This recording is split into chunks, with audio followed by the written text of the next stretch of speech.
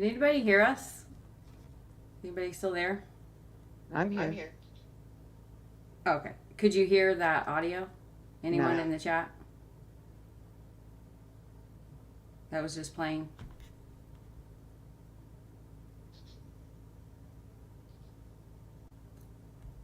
Okay, I could hear it.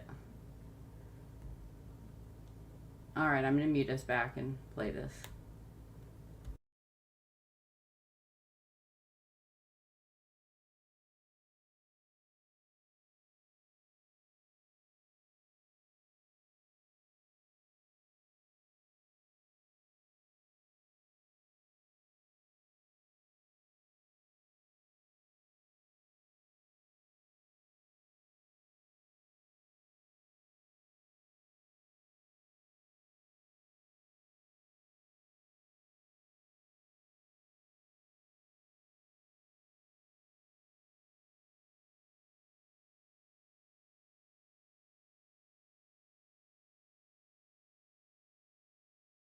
My most memorable moment with Nicole, I think, was when she was about 8 and we went to an amusement park with a house of glass, and her sister, who was 10, and my niece, who was 8, they went ahead of Nicole, and Nicole could not get to them, and she kept running into the glass and falling down. My mom and I and my sister were all standing out there. My sister and I were laughing so hard, and my mom got so mad she had to go in that little amusement thing and try to get Nicole out, and to watch her walk through there with her hands out in front of her face, it was just something that we still to this day laugh about. So that, I think, is my most memorable about Nicole when she was younger.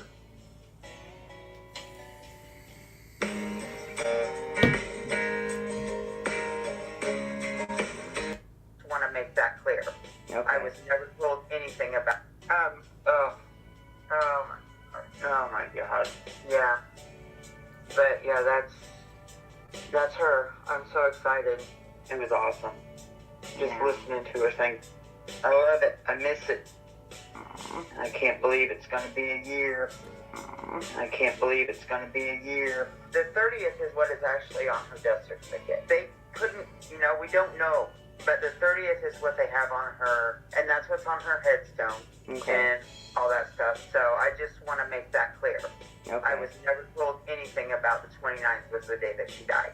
Okay. I've always been told the 30th. Was the 30th the day that they found her? Yes. Okay. And April 1st is the day that they told us. They know that she wasn't there that long where they found her. If it was the 29th, it was probably late at night. Yeah, really late at night or early on the 30th. And we knew nothing about it. Mark and I don't watch the news. I never heard anything about it until that Monday morning when we were going to school. My husband, Mark, he's just awesome. He's my rock. I've known him.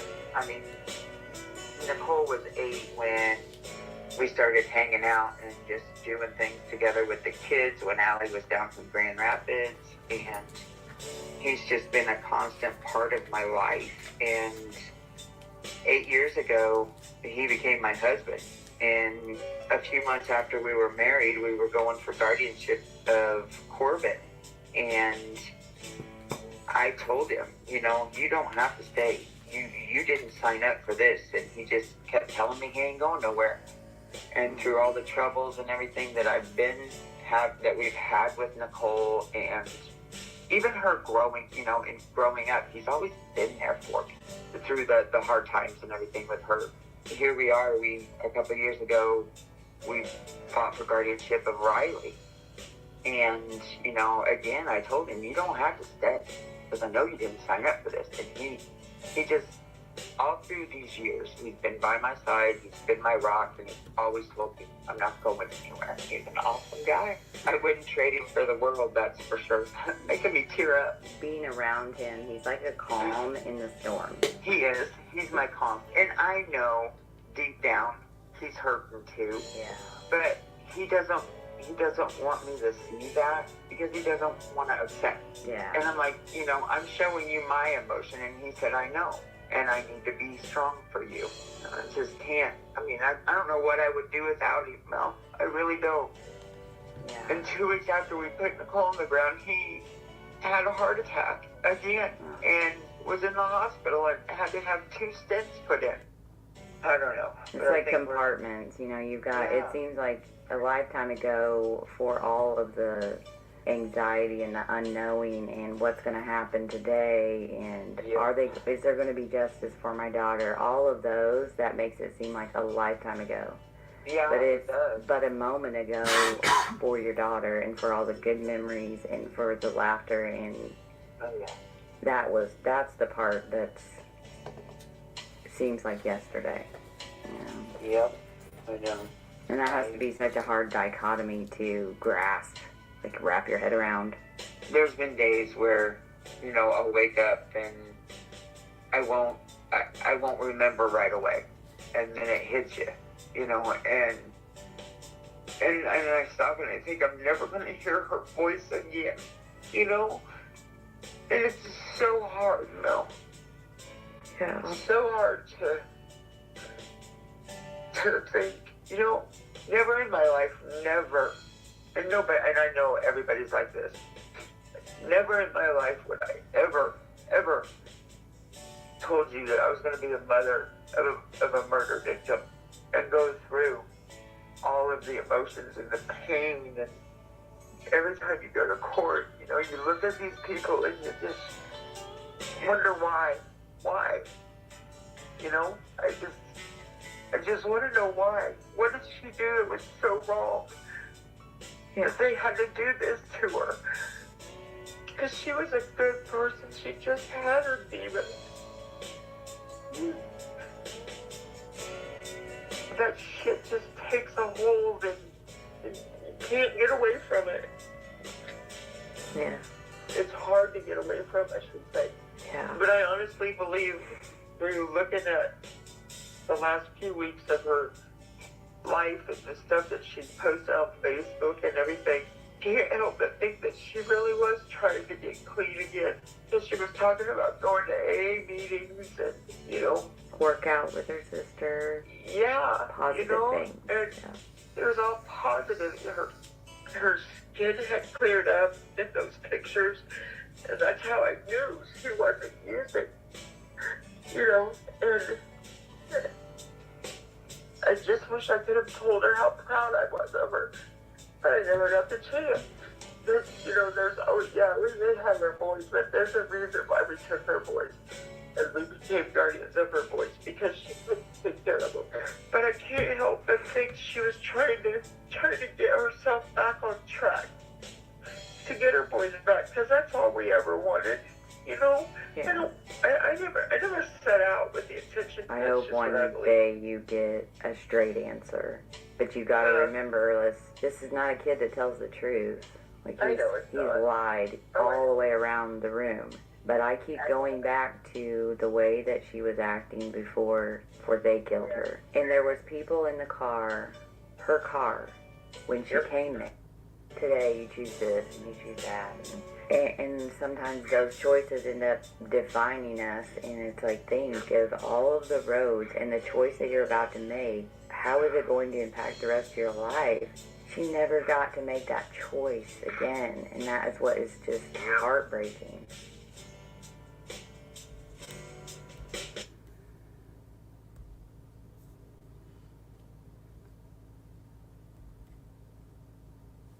Hello. I see you have your shirt on. I just have the one on that a lady made me. Yeah. This one has held up really well. I still wear my, I have a Shannon Polk one that's held up really well, and then the ones for Ray, but I got white.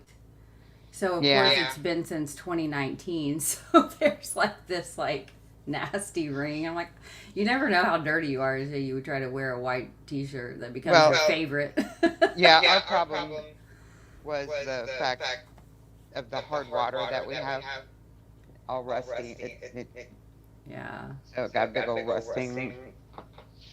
Well, I appreciate you joining me today, and I know that it's been you've been through and still go through the. Oh, I'm echoing. Thank you, Ange. Am I echoing? It should be good now. I had to hit a button that I forgot. I always do. I always forget something. I'm not good at this, and I don't do it enough, to get the hang of it. I need to reach out to my friend Sarah for help. She's excellent at intros and all of the technical stuff. And You mean I'm so, you don't want to use our friend? no. It is pretty apropos, though, right? Yeah. That he taught me how to use all this stuff, and then now I use it against him. So that's kind of Yeah. funny. Yeah, well, Hey, you deserve it. GP and share. Yeah. She And GP, I told her if she wanted to jump on, she's more than welcome to. Was yeah, gonna go into her house, but I just didn't get a chance to do that. So I think I actually have a good time for her to join us a little later on. So that would be okay. great. But you've been, all the way around, and I know that you've mentioned this to me throughout at least the last year of like wanting to help others that find themselves. It's a nobody wants to be the parent of a murder victim.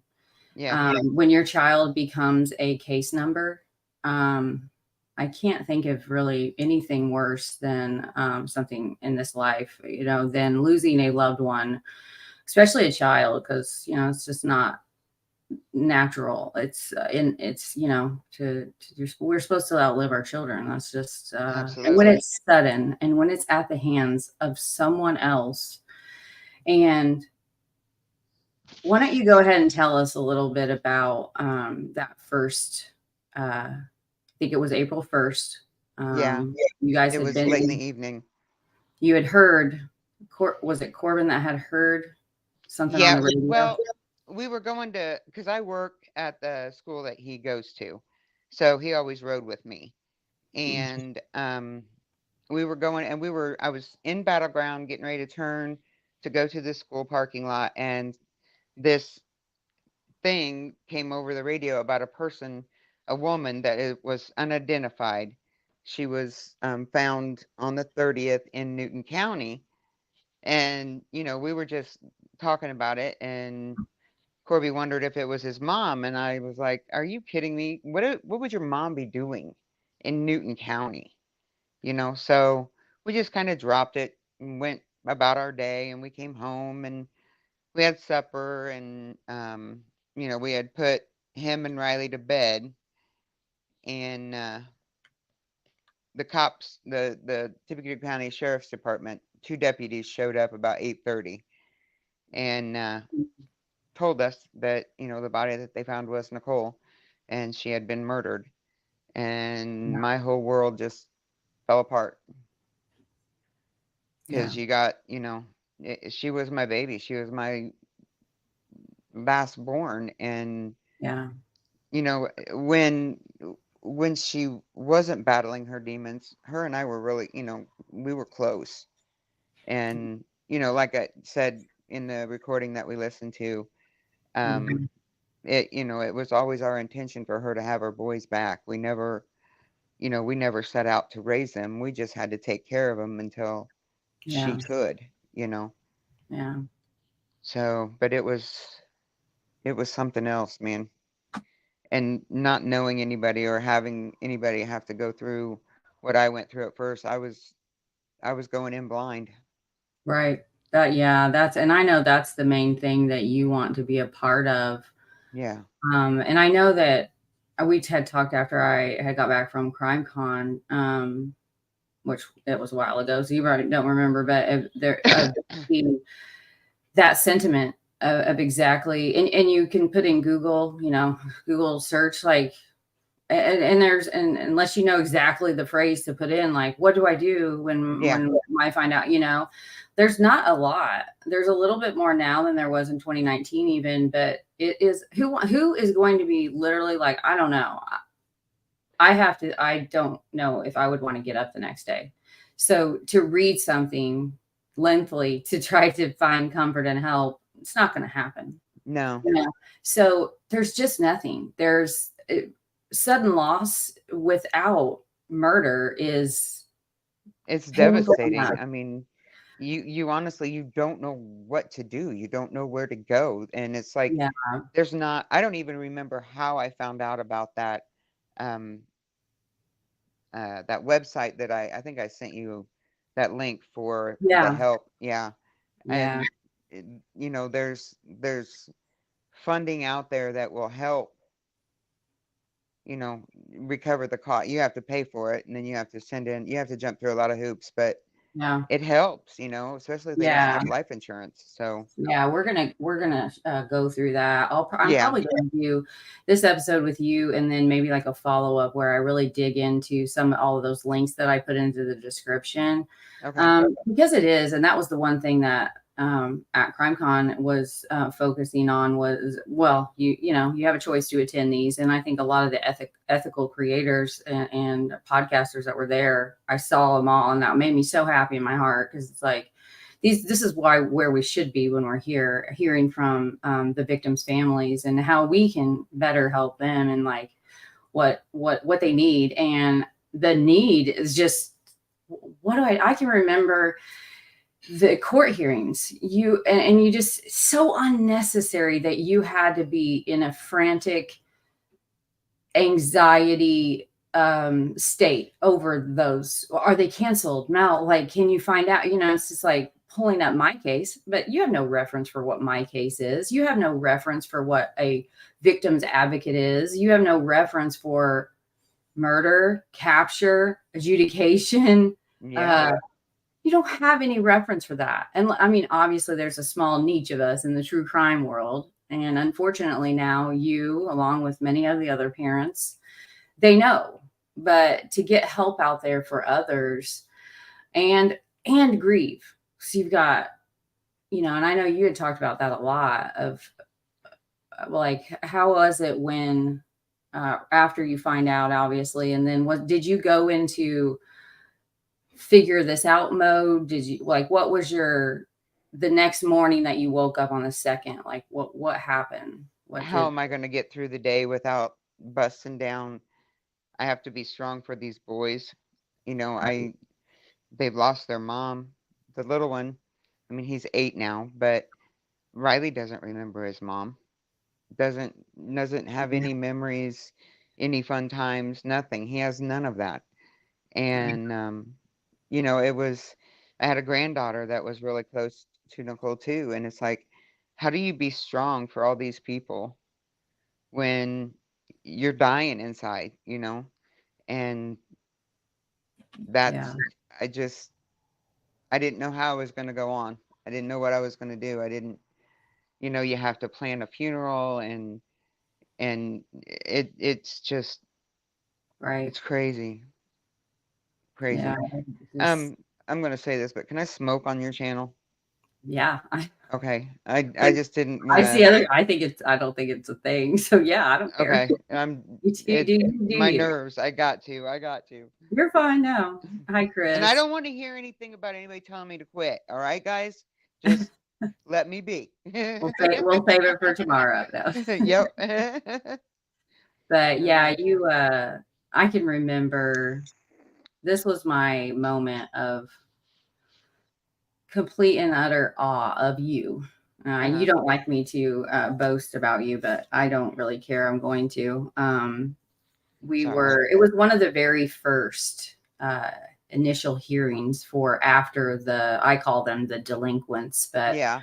We're talking about Garett, Kirts, and Ashley Garth, who have been, and they've been adjudicated for murder of Nicole.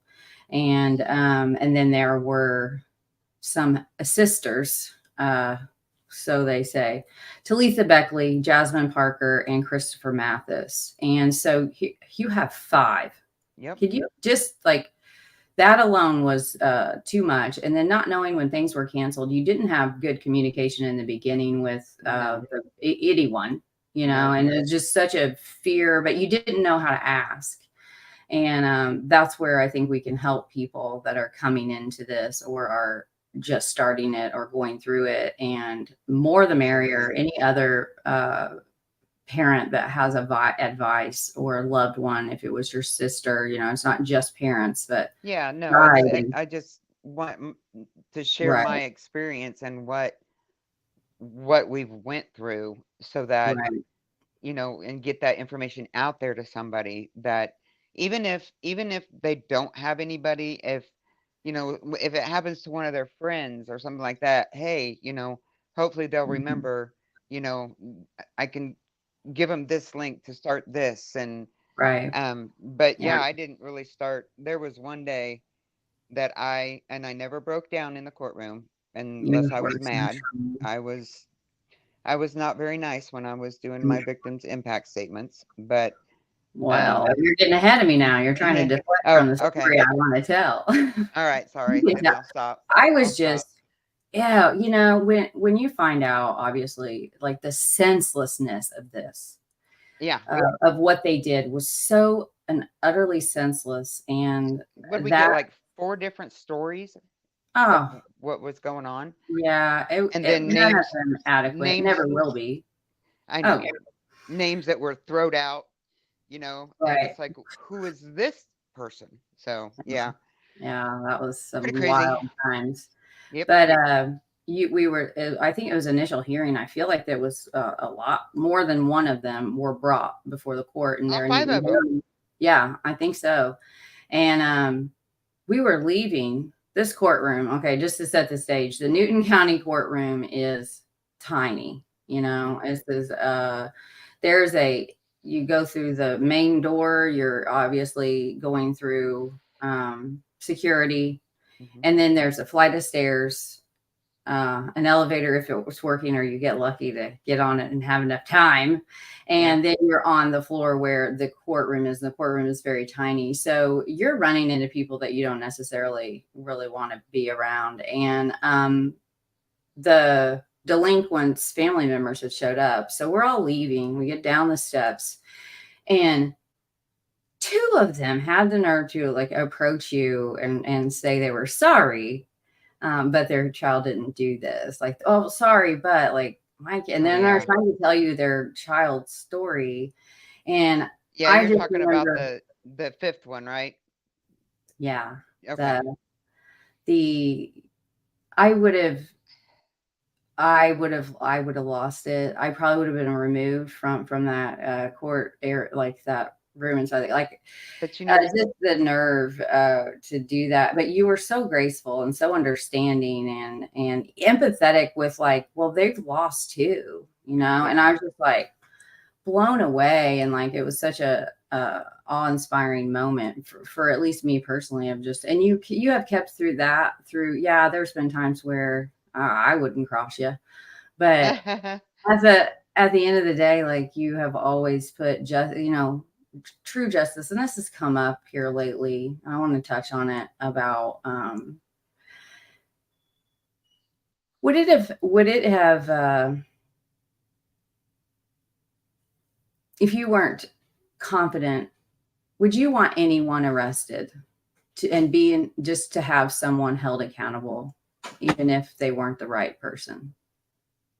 Is No. that something that would even, If somebody, no, if they didn't have anything to do with it, then they shouldn't be in jail. I mean that's, and I know where you're going, and I know who you're talking about, and I was mhm, battling really bad because I was listening to all that crap, yeah, and I was, but you know what? Um, I have very good communication with the prosecutor now up good. there, and I've talked to her many times, and she keeps telling me DNA don't lie.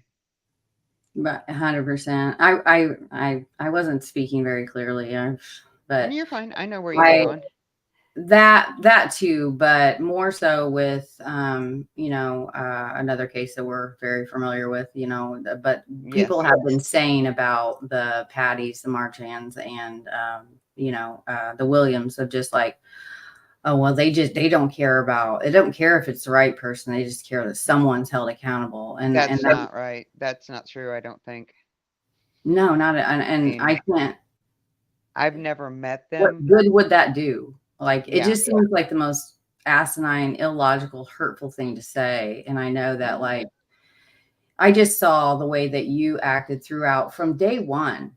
You wanted to know what they did, how they were involved, and what the prosecutor was going to do about it. And Yeah. you have, even along the way, you've been like, are y'all sure?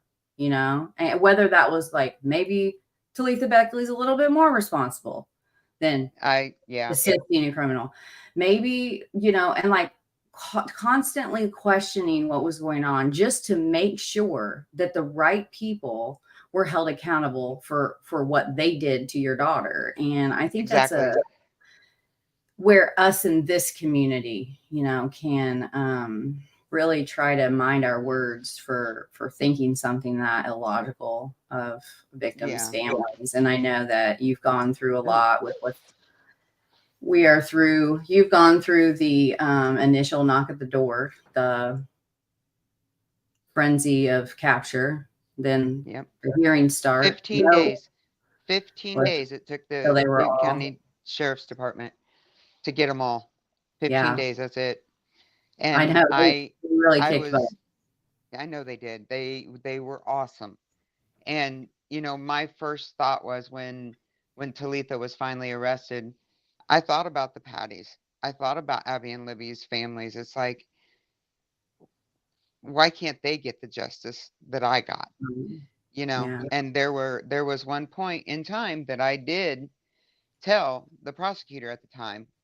I went up to him and I said, if Garett Kirts has anything at all to do with those two girls in Delphi, Abby and Libby, I don't need you to prosecute him. Turn him over. And I told Jeff Drinsky that quite a lot. That yeah, if he had anything to do, because he doesn't, I didn't need him to be tried for Nicole's murder if he had something to do with those little girls. And that's just like Miss Dottie, everything that she went through. You know, yeah. it took what, 4 years, 4 years or so. A prosecutor finally retiring that needed to retire decades Yep, ago, never hold yep. office. And that new prosecutor jumped right on it, and Literally, and first thing he did. Yep, Miss Dottie got what she got her closure. It's Yep. never really closure, but it's close. Yeah, You know that they're never gonna hurt somebody else. Maybe they'll get in trouble in prison. yeah, Maybe somebody will make him his wife. yeah. I can't see how someone like him will hold up well because of his temper, you Yep. know. Um, and I know that a lot of I think the Jasmine Parker and Talitha and the others, Jasmine and then she's out, right? Jasmine is. Yeah, Um, I heard she's in Lafayette, but I don't care.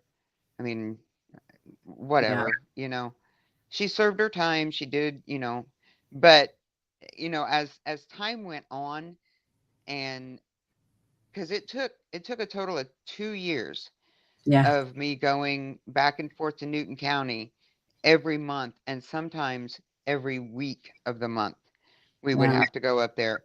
And even if it was just a little hearing for this or a little hearing for that, I don't care. They're going to see my face. I'm going to sit there in that courtroom every time one of them are in there, right. and they're going to see my face. They're going to know who I am, and they're going to know that I'm going to fight for my daughter.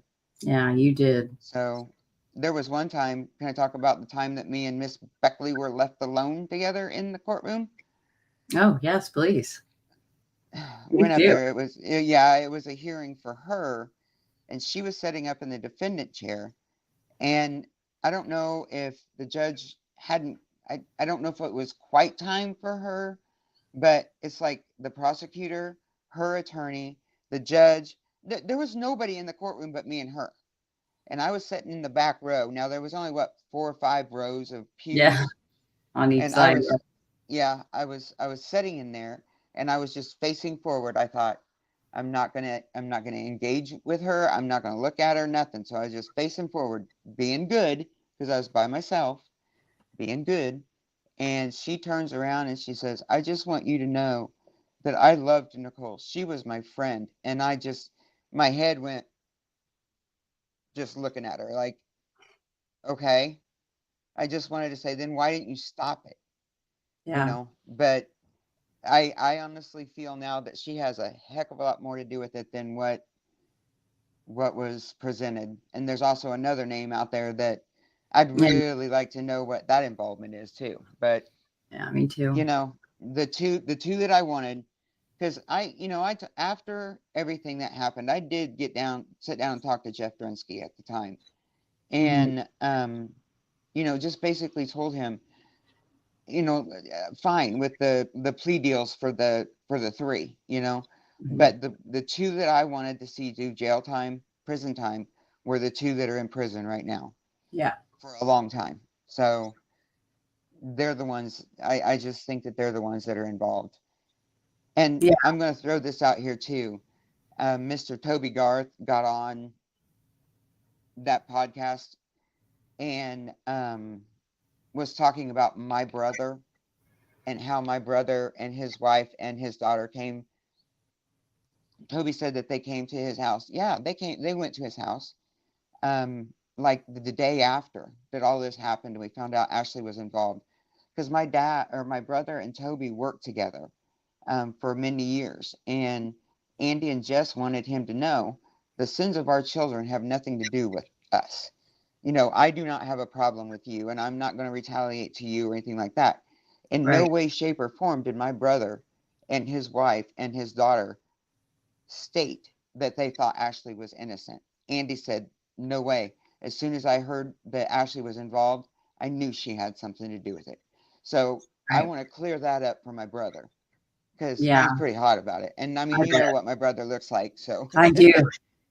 And I know that how dedicated he is to your family and yours and the boys and you and Nicole. And that was like such a low blow. And the thing is,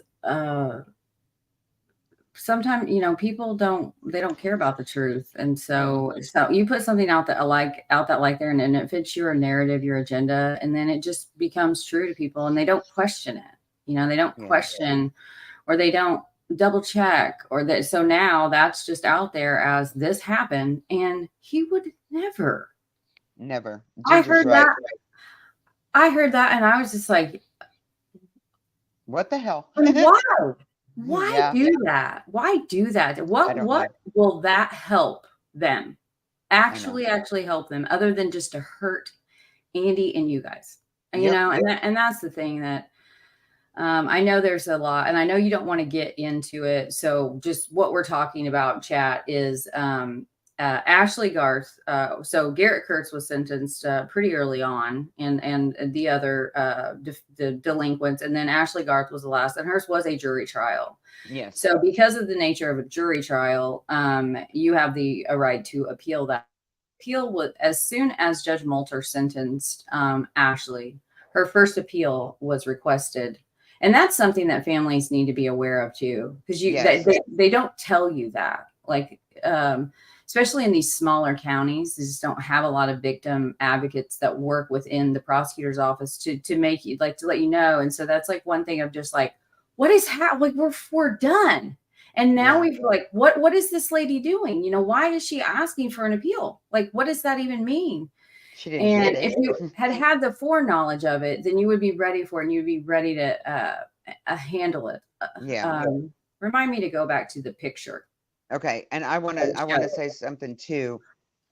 I asked a lot of questions. I called. You did a lot, and it finally.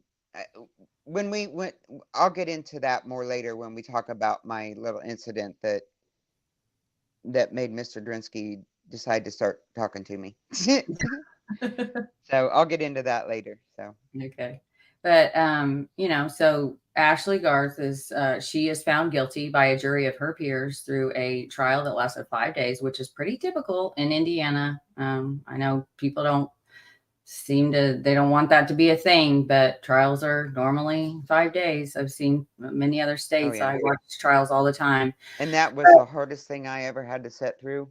Yeah, But we did, you know, you did it. and I did it for Nicole. I did it Which for was Nicole. because each day of trial there's something new. What was the hardest day of that, like for you, like to have to hear? It was the day that they were showing her pictures and Yeah, talking about how she was found, and you know what was, you know, it's like, to me it was just over the top. You know, you got the extension cord, then you got the scarf around her neck, then you got a bag taped over her head, and you know, her hands and feet were bound behind her back, and it just hearing everything, you know, they had to roll her out of this, and they had to roll the, you know, and to think that they duct taped her the way that they did, it's like, I it was hard. I mean, I didn't bust out crying, but I'm pretty sure I had a tear or two to going down. But um yeah, you know, Mr. Drinsky was very nice, and he told me, he's like, I'm going to show the pictures now. So he did warn me. So yeah. if I, you know, I could just keep my head down, but I looked, I had to look, I and know. it was kind of an out of body experience. Luckily, they didn't show her face, because I think that would have been harder. But just to see the pictures of where they found her and how she was laying in there, Mhm. and you know, I listened to that at the very beginning, and I am wrong about the date of her death. I do believe that it's the 29th that's on her death certificate, but Yeah, to it me, was late. yeah, I mean, they said that she laid there for a day and a half. So it could have even been like Thursday night, you know, early morning of the 29th, and then she was there that Friday and they found her that Saturday. But um I don't know why. I think I was just stuck on the fact that that's the day they found her. Yeah. So to me, that's the day she died. And yes, the 30th is on her headstone, but it doesn't really matter. You know, it's, Yeah, yeah, that's a good point to make too. It's like you can choose the yeah, date you within can. reason, Yeah, with the within a couple coroner. days. Yeah, And, you know, it's just one of those things where at that time, that was my mindset. It was the 30th. She died on the 30th, period. You know, yeah, but it, yeah. And I'm sure that results from just like not. I can't handle anything else. That has to just be it. Like I'm so done. I can't take one more thing. yeah. That And was then, you know, frustration. and two, like, um, I'm just putting this out there too. When we went to look for her headstone and we got it, then they're like, what do you want to put on it? Well, I don't know. You know, I mean, it's like, so, you know, it's the last thing that you're thinking about of what do you want to have put on her headstone. And I was just sitting there, and you know, she liked fairies and she liked butterflies, and I just was like, you know, spread your wings and fly. And we put two butterflies on each corner. Do you have her headstone there? I don't have her headstone, but it made me think of Okay. the butterfly picture that Yeah. I made that a while ago. But Yeah. You know, we have um but we put two butterflies on, one for Riley and one for Corbin, you know, and mhm, just put her name. So that's something that, you it know, is beautiful, nobody tells you anything like that. So right? I'm just kind of putting that out there that, you know, they're going to ask you that. So be aware. They're gonna ask you what? What you want to have on the headstone, you Oh, know. yeah. So yeah, All it those was rough. decisions, just and the cost, like all of these I things, you just don't know. want to. Well, you know, and then you gotta think about too. I mean, she had no life insurance, which, you know, Right. is Yeah. what it is. But, you know, where are you gonna bury her? Where are you Right. gonna, you know, and at the when we went to the funeral home, Brittany, her oldest sister, and I talked about, just doing cremation because that would be cheaper, honestly. Her sister took out money of her 401k and paid for Nicole's funeral. So, Mm-hmm. that was her Yeah. helping her sister. But um I could I couldn't have her cremated, but I could bury her in the ground because she is married to a guy, the guy that signed Corbin or Riley's birth certificate, that is not his real father. Um, Yeah. but he would have had to sign off on me cremating her. But I didn't. Yeah, there she is. My Yeah. dad. Go. Can you go back to those baby pictures for a Yeah, we minute? will. My I think it's the one where she's laying with the quilty background where she's just a baby. My Mm-hmm. dad said she looked so homely. And I'm like, I didn't know what homely meant. So I asked my mom, and then I'm crying, and I'm like, Dad thinks my baby's homely. Oh, But she was a hoot. I mean, yeah. just she cried an awful lot when she was a baby, but it she was a hoot. And Brittany just loved her. Just Oh, I absolutely think the loved her next one baby has a sister. picture of the two or them and is that Yeah. these? The one with the dog, that was our dog when growing up. Her name was Ginger, and Oh, Nicole just loved her, and she just got old. But and yeah, that's her and my mom at the bottom in yeah, the bottom there. That's my younger mom, very yeah. much younger mom, who is the best and most strongest Oh my woman God, I know. Um, 100%. I think that's where I drew my strength from. She is a very And still to this day, I draw it from my mom. I see how my mom handled herself, and she set all four of us kids down after we lost Nicole, and she basically said, "We're not going to act this way in court. We're going to be respectful. We're not going to have outbursts. Cheryl, you're not going to jump over and go after anybody. You're going to sit right in your seat, and you're not going to move." So she and I'm glad that she did that because yeah. Me too. I didn't want to give them the satisfaction of me going after him, or I saved all that for my victims impact statements. Yeah, yeah, yeah, And then the Nicole, that's her face, that lovely face yeah. there. And then the three of So them, Nicole's got the overalls on. That's my niece Elizabeth, and then my daughter okay, Brittany. yeah, So so cute. yeah, they Yeah, were. I had this hairstyle I rocked this mullet type look for a long time. Well, yeah. Hers might have just been tucked behind her ear, but I had a full on mullet for No, I years. think, well, they all had bowl cuts at one time too. They just, no, Yeah, there's her and her babies.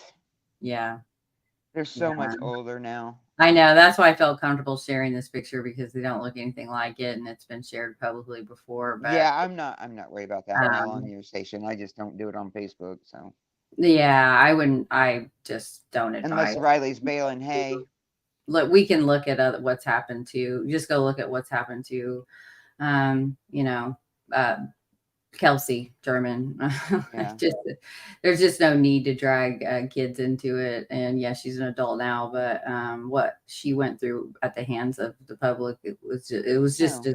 just so disturbing. And I was so proud of Corbin that day because he took the stand for a Yeah. victim impact statement. And what It's a you wonderful know little boy. And I know he's going through a lot. And he uh, his at the time I think it was his fourth grade teacher, because he was in the high ability classes. Okay. mhm, Second and third, and then when he came over to the intermediate where I was, it was fourth and fifth, and that high ability teacher was Nicole's fourth grade teacher. So she knew Nicole, and now she had Nicole's boy. So she was really happy about that she got to know Nicole's boy. And when it mhm, came time for Ashley Garth's victim impact statements that we had to do, he wanted to do one. He didn't want to do it for anybody else, but he decided that he wanted to write a paper and he wanted to speak. And yeah. his fourth grade teacher said, "Get your Chromebook and type up whatever you want to type up." She said, "I'll proofread it for you and I'll print it Mhm. out for you." And she said, "I changed nothing on that." He wrote every single word himself. Yeah. And there Really was, when we were driving up there, though, he goes, but Grandma, I wanted to say a cuss word, but, I didn't want to put it on my school computer. And I'm like, well, what's the cuss word? And he said, hell. And I said, you can say it. I don't care. You can say hell. So, and he did, but yeah, I was so proud of him. He spoke at his mom's funeral too, Mel. Wow. Yeah, I don't remember what he said, but Yeah. he got up there because I talked about Nicole for a while, and I read some little poems and stuff like that. And then when I was getting done, he just comes up and he's like, Grandma, I want to say something. I'm like, okay, go ahead. And he did. I don't remember what he said, but there wasn't a dry eye in the house at the funeral or the courtroom when he got up after he got done reading his statement. So very No, proud of him. you had given it to me Yeah. to read, and that was it was hard just to read. It just didn't feel like it did. I didn't do it justice. Just no one would reading it, But to hear that Yeah. little boy get, and just imagine what a courtroom is like because there are other children that, this could be your child one day that is given a victim impact statement and walking through the court. From a child's point perspective, I can't imagine, passing these men with guns, and they've got these uniforms on and walking through this, all of these people sitting and looking at you, and you're walking through this, usually a pathway through the pews on each side, and then this swinging wooden door. I don't think I've seen a courtroom without one. I don't know why that's such a thing. You know what I'm talking about with the Yep. And then, you've got the person that has killed your mother sitting right, here at this table within. And you're looking at her. Right. What would you say from the defense table to the witness stand? The distance was maybe 10 feet. Yeah, no more than 20. No, definitely not. No more. I mean, it's pretty close. It's very close. And you got to walk right by the defense table. So yeah. You're within 5 feet of the person before you get up to the stand. And I want to stop for just a minute. You guys, I don't say hi in the chat and all this stuff. I don't talk because I can't talk and type. So hi to everybody. I'm not trying to be rude or ignore you or anything, but I just don't. If I'm on live like this, I don't do the chat. So yeah. And we had talked about that. Like, I wish I could do a recorded, interview and do it all, because I know that's easier for. No, I don't mind. I don't mind the chat. I just don't want everybody to think that I'm rude and not acknowledging them. I see you all. Thank you for all the highs and for everything. I mean, it's nice to have. Yeah. So anyway. But we're back to court. I mean, he just sat up there like a little man, and he's just really gone exactly what he felt, and yeah, it was great. He was so proud of himself to do that. Yeah, I hope he can lean on that, and it was very powerful. It was a moment where most adults couldn't. Me. I've when I have a family, they're my family for life. So I know. I mean, that's how I feel about you too, Mel. Yeah. Haley Kelly, Nakota Kelly's mother, he was brutally murdered by his own father. And the victim impact statement for her was she was terrified for one, she's not a public speaker. That makes a big difference if when you have that fear already.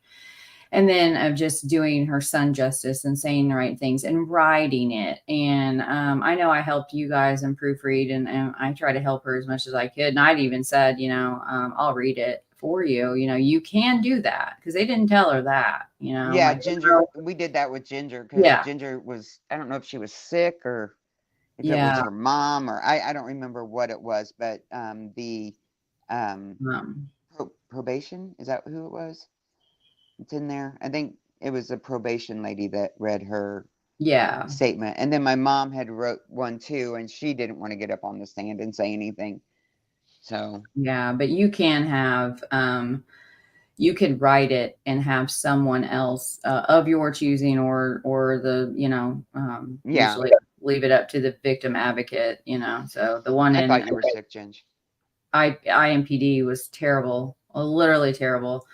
But then, I think Haley, she did it. Like she got up, she stood and she got up there and she spoke for her son, and it was so powerful. And I know how scared she was, and I can't stress enough the importance of victim impact statements. Absolutely, as many They as you can get, hundred you know, percent.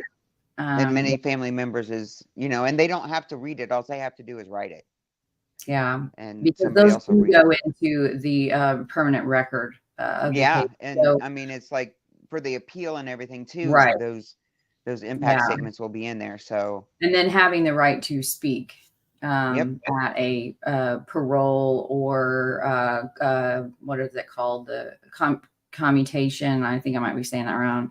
I don't know. For, when they come up for um, hearing on parole and things like that, you have a right to be there. You have a right to be notified within a certain period of time, and the right to be able to be present in person. And now with some of the new laws we have, to either or video, to give your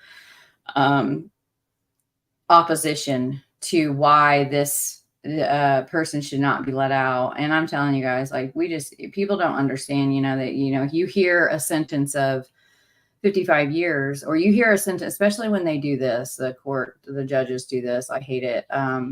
They sentence the person to life, and the family is just overjoyed, like, oh, But it's never not going to get live. out again. It's not life. Usually, like, their first parole hearing is sometimes within 5 years Um, of the actual murder. It's different in each state, but so sometimes a judge will like be reading it off. People can't speak that language, especially families, and it is the prosecutor's duty to explain it to you afterwards, right? But we yep. all know how that that goes. But it's like, okay, so you're giving someone life, and they'll add in eligibility in 10, But I and don't then they'll think say that. like 5 years suspended, 10 years to serve, 5 years suspended. They'll throw in all of these words.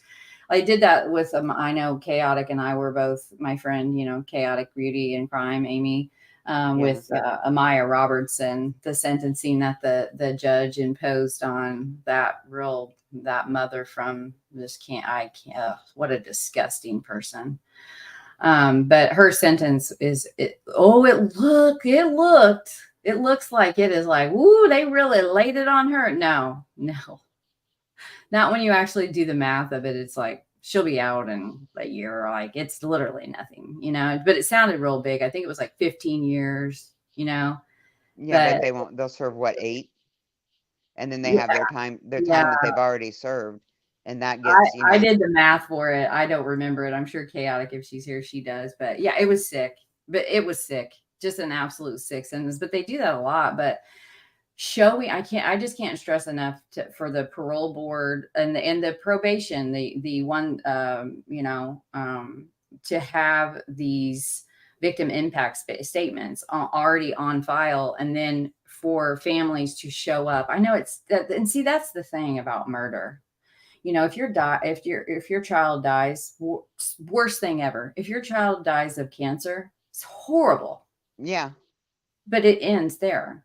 The cancer, that type of cancer, dies with your child, but the cancer of murder go, continues on and on and on and on and on it'll never until be over. someone dies, Yeah, and it'll your never be boys will over. have to pick up, Nicole's boys will have to pick up when you're gone and you can't speak for her anymore at these Yep. parole hearings and pardons and appeals and post conviction relief, or so many things. And when you think that when you get to that day that they are found guilty, especially if it's a trial, I don't like trials simply because of the fact that I know that the appeal process starts as soon as the judge sentences you. So And- that puts and- you in a 20 to 70 year, however long you live, state of constant upheaval.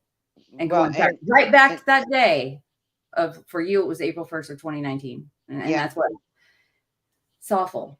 Yep. I lost my train of thought. I do want to say something though. I didn't Kirts get no parole, 55 years with no possibility of parole. I No. think he didn't get that. I don't No. know. I mean, I don't know. Well, no, he didn't, but Okay, but then, you know, so here I was doing up the math and stuff like that, and I was thinking, dang, the boys are going to be such and such an age when he gets out of prison, you know, yeah, and they, you know, what's the chance that they're going to run into the guy that killed their mom, right. you know, and what kind of reaction are they going to do?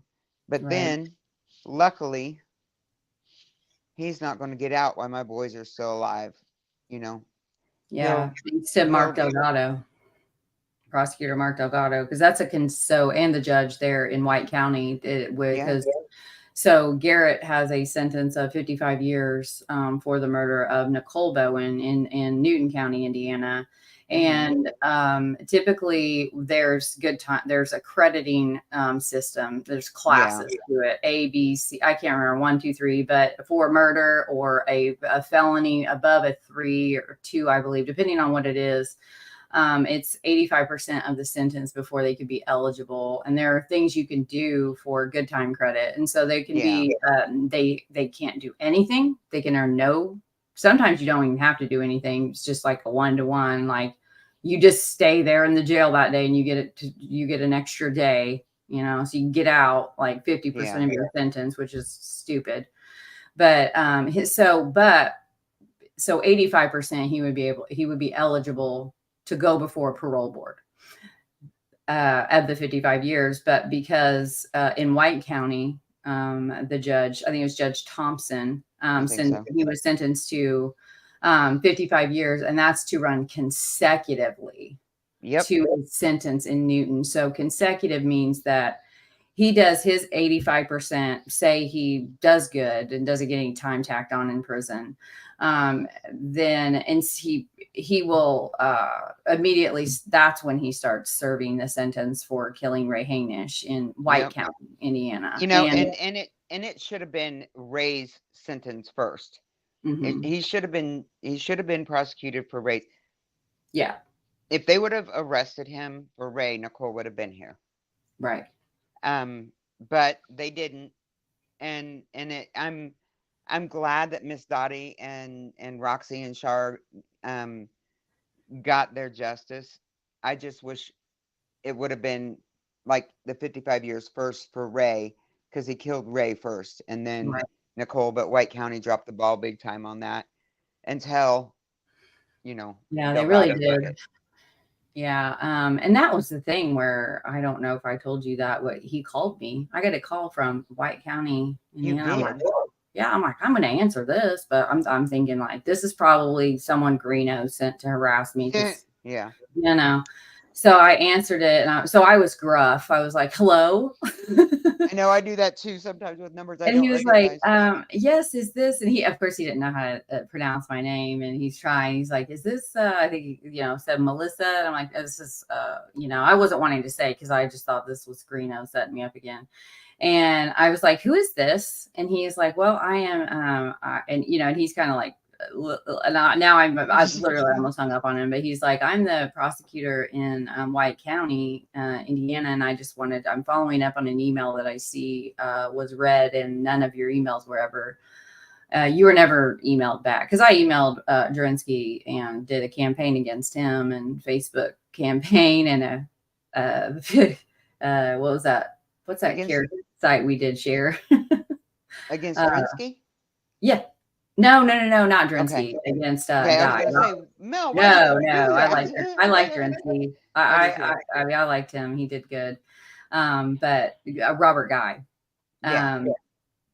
Care something. What is it called? Change.org. So, but I emailed and he never responded to any of my emails. So when prosecutor Delgado, he said, I just want to let you know that I took office. I think he said in December, January, or maybe even February. I'm not sure. But he said, I wanted to let you know that the first thing that I did was impanel a grand jury. And I want to let you know I can't say anything for sure, but we're moving forward. I've already done the grand jury and they're finishing up this week. And I just wanted to let you know. And like, Praise the Lord. I know, and I thought, wow, like this guy had to, because I mean, I didn't know if there was anyone, because Robert Guy ran unopposed in White County for decades. Yeah. So it was like, man, like I'm just so grateful for that guy, because he really made the difference as far as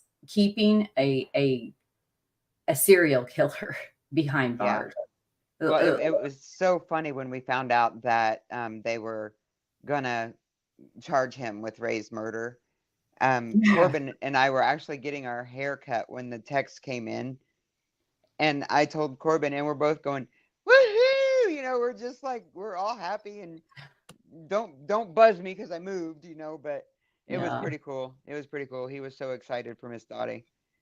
So yeah. But yeah, I think that as I mean, one thing I can be, and I have been this for a lot of families, I'm annoying. I can be very annoying.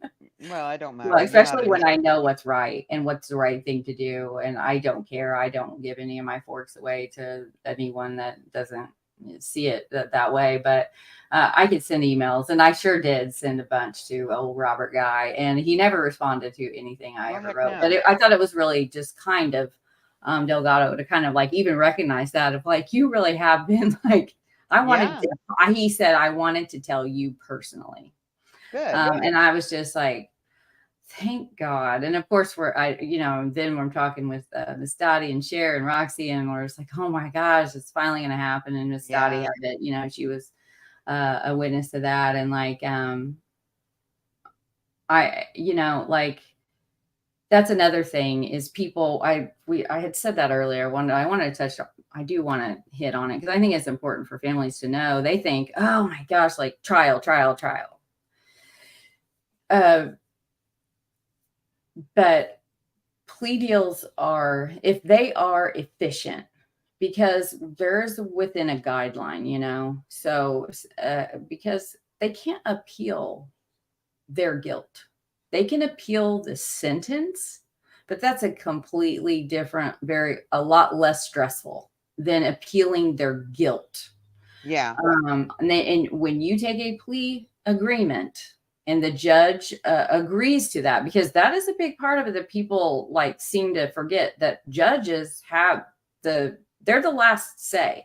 If you put a plea agreement, just like in a divorce, if you put a divorce agreement decree in front of a judge and he was like, no, even if both parties are right on board, but he doesn't think that it's going to be fair, especially for the children or something, he's going to send you right back in. So I get really sick of people harping on that like Judge Moulter did anything but his damn job. And that's what actually Garth. We can touch on this too. We were there that day with our victims' impact statements because she was supposed to. They were going to accept her deal. They were until not Judge Moulter. It's Judge Moulter's decision. Obviously, the plea agreement was worked out between the prosecutor and the defense. Yeah. Oh, and then Judge Moulter is the one that decides, and he takes into factor the conditions and what's actually in the agreement, and then the victim impact statements. And he heard everything, and he said, no, this isn't enough, because they had told Ashley Garth, well, you need to look no further than her own words. Forget DNA, forget everything else. Just her 2 interviews are enough. In the state of Indiana, murder is murder. We don't have degrees of murder. You go into manslaughter, and that is involuntary and voluntary. Murder is intentional killing of another with forethought and malice. she literally says herself that she was my rival. We got into a fight. I had her in a chokehold. This, and happened, but I didn't kill her. I wasn't the one that I think she thinks, and I think they all think that in some deluded mind, I don't know why they think this is going to play out well on appeal court. It's already been denied once. Just remember that, people, that you are not culpable for your part in the crime. And unfortunately, guess what? The only thing that's not fair is that her friends weren't held to the same accountability as she was. And so that's not fair. What she got for her role in Nicole's murder is absolutely fair and just. And because, though, I'll also want to mention Judge Moulter, when he sentenced her, the other charges they're concurrent. Concurrent means that you serve them. You basically don't serve them because whatever the largest. So the murder is obviously the most years. So the conspiracy and the other ones are concurrent. So regardless of how we feel or anyone else feels about whether they proved, that part of it sufficiently, it's a concurrent sentence and it's not likely to get thrown out by any higher court based on that alone. And it's like, I know you've been through hell. And as soon as I saw this pop up, I was just like, oh my God, I really thought we had just a little bit of a break, at least from the public and then it was just like, nope. Yep. And then just of what your boys have gone through. And listen, I have advocated for, and I still do, for an exoneration of a shoplifter. And it's sad that people that are selling drugs gets more time than killing somebody. But we also need to touch on. Remember when she got bail? Yeah, that was. Nobody told us that a murderer can get out on bail. Mm-hmm. They have a new point type system, and she doesn't meet the criteria to stay in jail. Because you got to have this and that and everything. And she didn't have, but they gave her bail. Set her bail at $5,000. And that was another thing that I got. People were, talk about how that I'm dumb and I don't know what I'm talking about, because in Indiana, but I know this only because of the shock that day. Of finding, because we think, in Indiana anyway, there's no bond on murder. That's it. You don't have to worry about that. But when a prosecutor asks for a meaningful bond, which was done in the Delphi, in the murder of Abby and Libby, the defense, Andy and Rosie, they asked for a bond hearing. And that's where I'm like, where'd that go? So they turned it in from a bond hearing. They never had it. Because we know, me and you and Miss Ginger and Ange, Truth and Justice and Cher, we all know now. Because for you guys especially, you had a shock of learning that the hard way. But there used to be, it changed, and I did a lot of research on, when I got home that night, I was just like, what the heck just happened today? How is this even a thing? How is this possible? I was so irate. Because we're emotional, right? And then, but then when I read, I'm like, unfortunately, but what it used to be that the burden, so you could, as a defendant, you have the right to a meaningful bond, a bond hearing, basically. It can be called a few different things, but that will be a hearing that the judge has to, and unless they can. There's some things that can get out of holding this big hearing, but not very many. And the defense, she asked her, Ashley Garth's lawyer, Lori James, I believe, she asked for a meaningful bond hearing. And what that would mean would be that the burden of proof was on the prosecution to prove that they had enough beyond a probable cause affidavit, that a jury of her peers, that not to the point of reasonable doubt, but that more than just this charging affidavit says. So in having to do that, I remember when Drinsky took us aside, and I was even allowed, I think that was the one I was allowed to be in the room with you, and he talked to, like, I heard it too, with him saying, you know, like, I would have had to try my case, because you could tell even Detective Rowe didn't know this was happening, you know, like, because he was getting ready to get up. Yeah, he's like walking up to like go through the wooden swingy door, and then all of a sudden I was like, wait, and then this is where this Ashley Garth really has people fooled, because, you know, I'm not the only one that can testify. And a testimony is that when it's not hearsay for me. I saw her with my own eyes, and yeah, I don't like her. I don't like her at all. And that makes me biased. I can also set aside my bias to see how someone acts. And this chick had her hair in the most punky way that day. It was like these braids and like punked out. Well, and like, she come in smiling too. Came in smiling, came in haughty, shoulders back. Well, before everything was like, oh, so demure, like doe-eyed, and like, why am I even here? Like that kind of, not that day. Nope. Not that day. We didn't know, but she knew. She knew that she was getting a bond that day. And her family knew she was getting a bond that day. And the prosecutor knew. And the defense knew. And that's it. Everyone else, including the detective, had no idea. I know he didn't have an idea, like, because he was just like awkwardly like, oh, it's I know. Right. Oh, okay, well, I'll just go back and sit down. But when this was said, there was a bunch of people there that can testify to her actions throughout that day and her jury trial. Ugh. Yeah. And she, as soon as, you know, because it was a gasp. Like, I felt like the air went out of the room at like, huh? Yeah.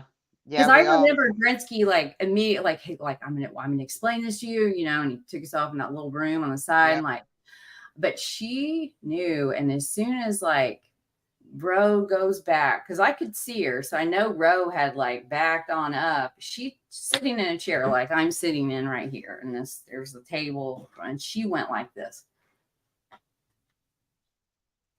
Yep. And just turned right around. That right there was the most disgusting display I have ever seen of someone that is just defiant. They don't give a flying shit about anyone else's feelings. That is a hallmark sign of someone that lacks empathy. At the end of the day, regardless of how she feels about Nicole or you or anything else, that act of doing that, like, fuck you. That's what she was saying to you. She looked right at you guys. And it was so it was sick. It was sick. And then to see her follow that up with the way that she acted during the trial. And I get real sick of people trying to twist my own testimony. It is not hearsay. It is not anything. It's the truth. Yeah. I will concede that you can take off 20% of my animosity towards her. Still makes everything that she did true. Every step, every rude thing she did, every way she showed herself. So don't be telling me she's demure. And the other main thing is, you know, and I see a lot of people that do tend to, I have to say that they show a pattern of it where they want to support the imprisoned, the everyone's wrongfully convicted, and the blaming of the victim and the victim's family is so unnecessary.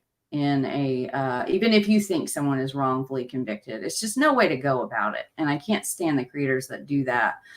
And that's why. Yeah, that's why I wanted to talk to you about that and see how you felt about it. It's like, oh, just as long as someone, let's put Mel in jail for killing Nicole, even though you know I didn't do it. Like, what good would that have done? What good would that? You don't have to worry about that. Char's saying she's sorry she couldn't Oh, make it to all the Sharon. hearings and trial. It's okay. I mean, I know you guys were there with me in spirit, and Yeah, you know, I'm fine with it. I'm not holding any animosity or anything like right. that. But Yeah, daggone it. yeah. Well, these are things that could come up for other families, and that's why we wanted to talk about them. Yep.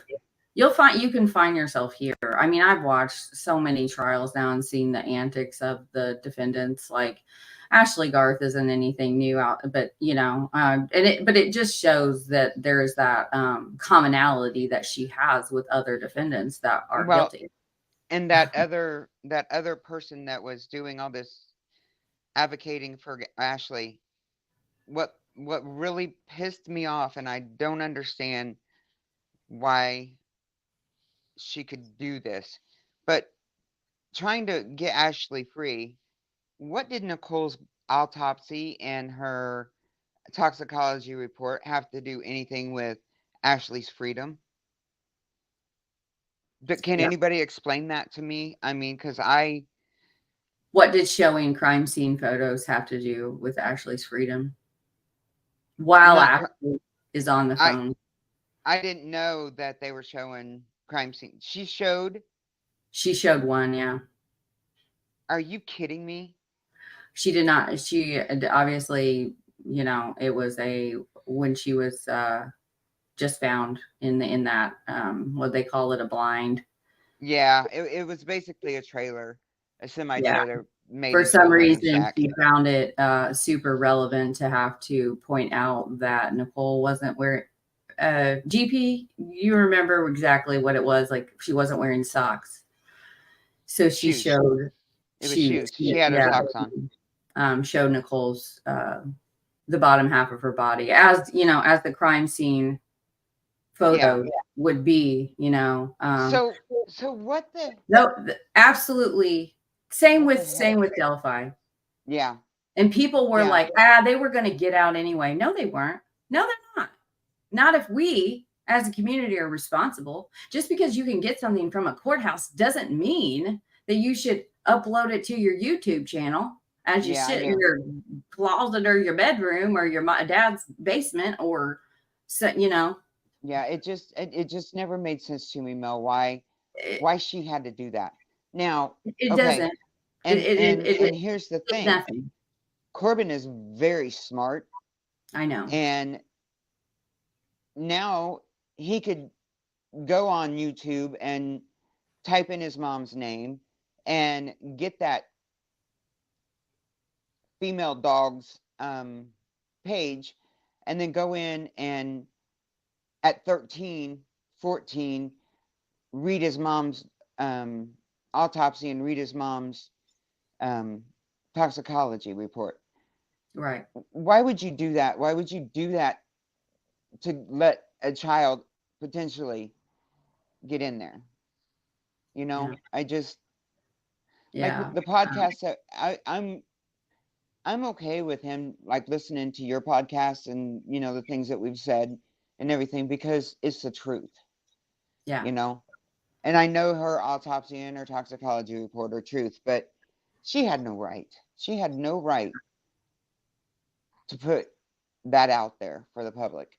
Yeah, because that's not it, the cause and manner of death. They're not even questioning it. You know I what I know. mean? That's not in question that Nicole Bowen was murdered at the hands of another. Yeah. So when you see someone like, well, why would they want to show? Why would she want to do that? And the only reason that someone would choose to do that is to try to sway the public in their opinion of the victim. Yeah. And that's disgusting. And that is a systemic problem that we have, at least here in the United States, of victim blaming. I'm like, well, look at like these people are not even contesting the fact. I want people to understand this, that Nicole Bowen was murdered in the manner that she was murdered, which was,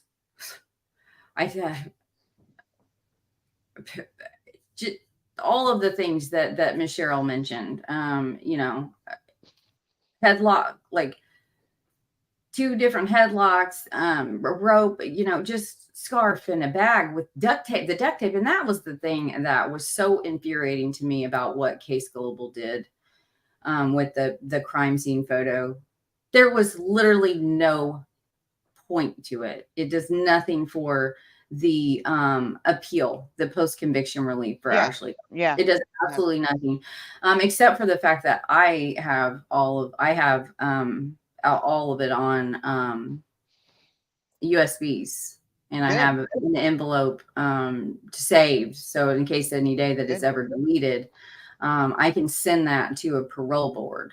And I've already told my kids, I'm like, there's going to be an envelope in my office, and it's going to have this particular place. Now you're going to have to verify it because, could be a different place in 20, 30 years, whatever. But no, like, even if I'm dead, I'm still showing up at Ashley Garth's parole hearing.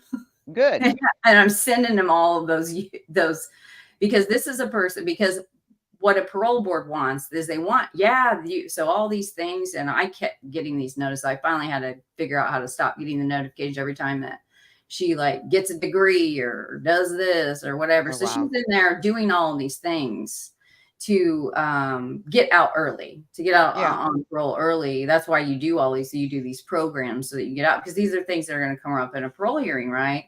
But the thing that she's not doing, in the main thing, sometimes to their detriment, that a parole board wants is for you to be to acknowledge and your guilt, and literally like, I did this and this is what I did, and no pussyfooting around it, and guess what? Garth can't say that now. There is a whole recorded record of her and her family literally saying she didn't do this. So when she goes before that parole board, she can't say that she's sorry for what she did, because she didn't do it. Because she's good luck with that. Yeah. But something else that upset me too, and people need to know. Burn. I didn't. Yeah. Hi, Burn. And I didn't know this. Like when Judge Moulter was getting ready to sentence Ashley, her family got to get up and talk about her. I didn't know they could do that. I wasn't that shocked me, because I had my granddaughter and my grandson in the courtroom that day, and Ashley's grandma sat up there and said she had enough fentanyl in her system to kill a horse. What does that have to do with Ashley and her sentencing? Why do you have to throw that stuff out there? And if you remember, all through the trial, nobody ever really mentioned drugs. We just said demons. She was fighting demons, and Drinsky picked up on that, and she was fighting demons. But then they got to come. Let's see how much fentanyl was in Ashley Garth's system at the time. Did we even do toxicologies on all of them to find out how much shit they had in their system? Throw that out there. Get that. It's just irrelevant. It's irrelevant and it's hurtful, and it's so unnecessary, because we all know that fentanyl is not what killed Nicole Bowen. Didn't kill her. Didn't kill your daughter. So therefore, to bring it up is just, and I see it a lot in all these communities and these kids. Well, what kind of kid would be on, literally like, well, they shouldn't have been on social media dressed like that, or having in a profile like that, or sharing their location. So it's like, oh, so are you saying they deserve to be kidnapped and murdered and raped because they had a social media profile? It's like, do you hear yourself? Or the ones with, I'll never forget this one. It was a mother literally single mom, like taking her 2 kids to the park, right? And I looked this park up, and the distance of this place is like, so she's got like, I think the little girl, she's still missing, by the way, and I'll find her name soon. I still follow it on Namus, but I'm not going to go do it right now. But the point is, like, this little 5-year-old is playing at the park. I think she was on the swings, to be specific. So the mother's car right there, she has a nursing sibling to this little girl. So the mother is like, I'm going to feed the baby in the car. She's still playing here with the little other kids. It's from like 2 of my beds at the most length. Okay. So I'm talking, she's 15 feet away from where her daughter is. She's in the car. The windshield is literally facing and she's watching. And of course, we all know, when you're nursing, like you gotta look a little bit at what you're doing. And that's how fast her daughter was gone, how fast her daughter was kidnapped. And to see the backlash of people blaming her for like she left this little girl at the park and took off. It's just sick. People are really disturbed. But that set me on a mission to figure it out. Why do they act like this? Why do they automatically want to? That mom should have never. I would never leave my kid. And yeah, I think a lot of people. Right, I know. Like what Anna and Miss Becky and their families have had to go through with those 2 girls going to the park. Who cares? What? I mean, they're old enough. Hallelujah, my kids want to go outside today because it's good for them. It's healthy. It's engaging. It's like you want your kid to not be hooked up to some TV video game, screen. Yeah. But that's rural Indiana too. And it's just to blame it. Well, it's not. And here's the thing is it's so abrasive to our sense of life and being in a world where our children could be taken and murdered and done horrible things to that. While I do think a lot of people are evil and they just suck. A lot of people, they do that out of a self-preservation mode of well, if I have my child on a leash, see a lot of parents with their literally kids on leashes nowadays. If I have my child on a leash, then he's not going to get taken. You know? So if I do A, B, C, and D, then I'm not going to be that person. So it's that person's fault. It has to be for my own sense of safety and self-preservation. But I think that but that is it is also when they harp on it and then they get YouTube creators and podcasts that harp on it. That is when it's so these families are going through so much. It's just so ridiculous to think that mother was at fault for. Yeah. Looking down that's, or that the Patty, that they're at fault for letting the girls go to the bridge that day. That's such BS. Or that the girls are at fault because they were on social media. What? Do you hear yourself? I know. It's just but it's every single case. And that was one thing at CrimeCon, hearing all of these different, I know you and I know Haley and Charles's mother and all the and I hope she got to be here. Olivia Fowler's aunt, who was basically her mother. Man, I like you guys to hang out one time. You would love her. You guys would love her.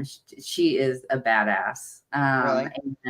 And she is gone through hell. And Olivia was much like Nicole, a little bit younger. I would love to talk to her.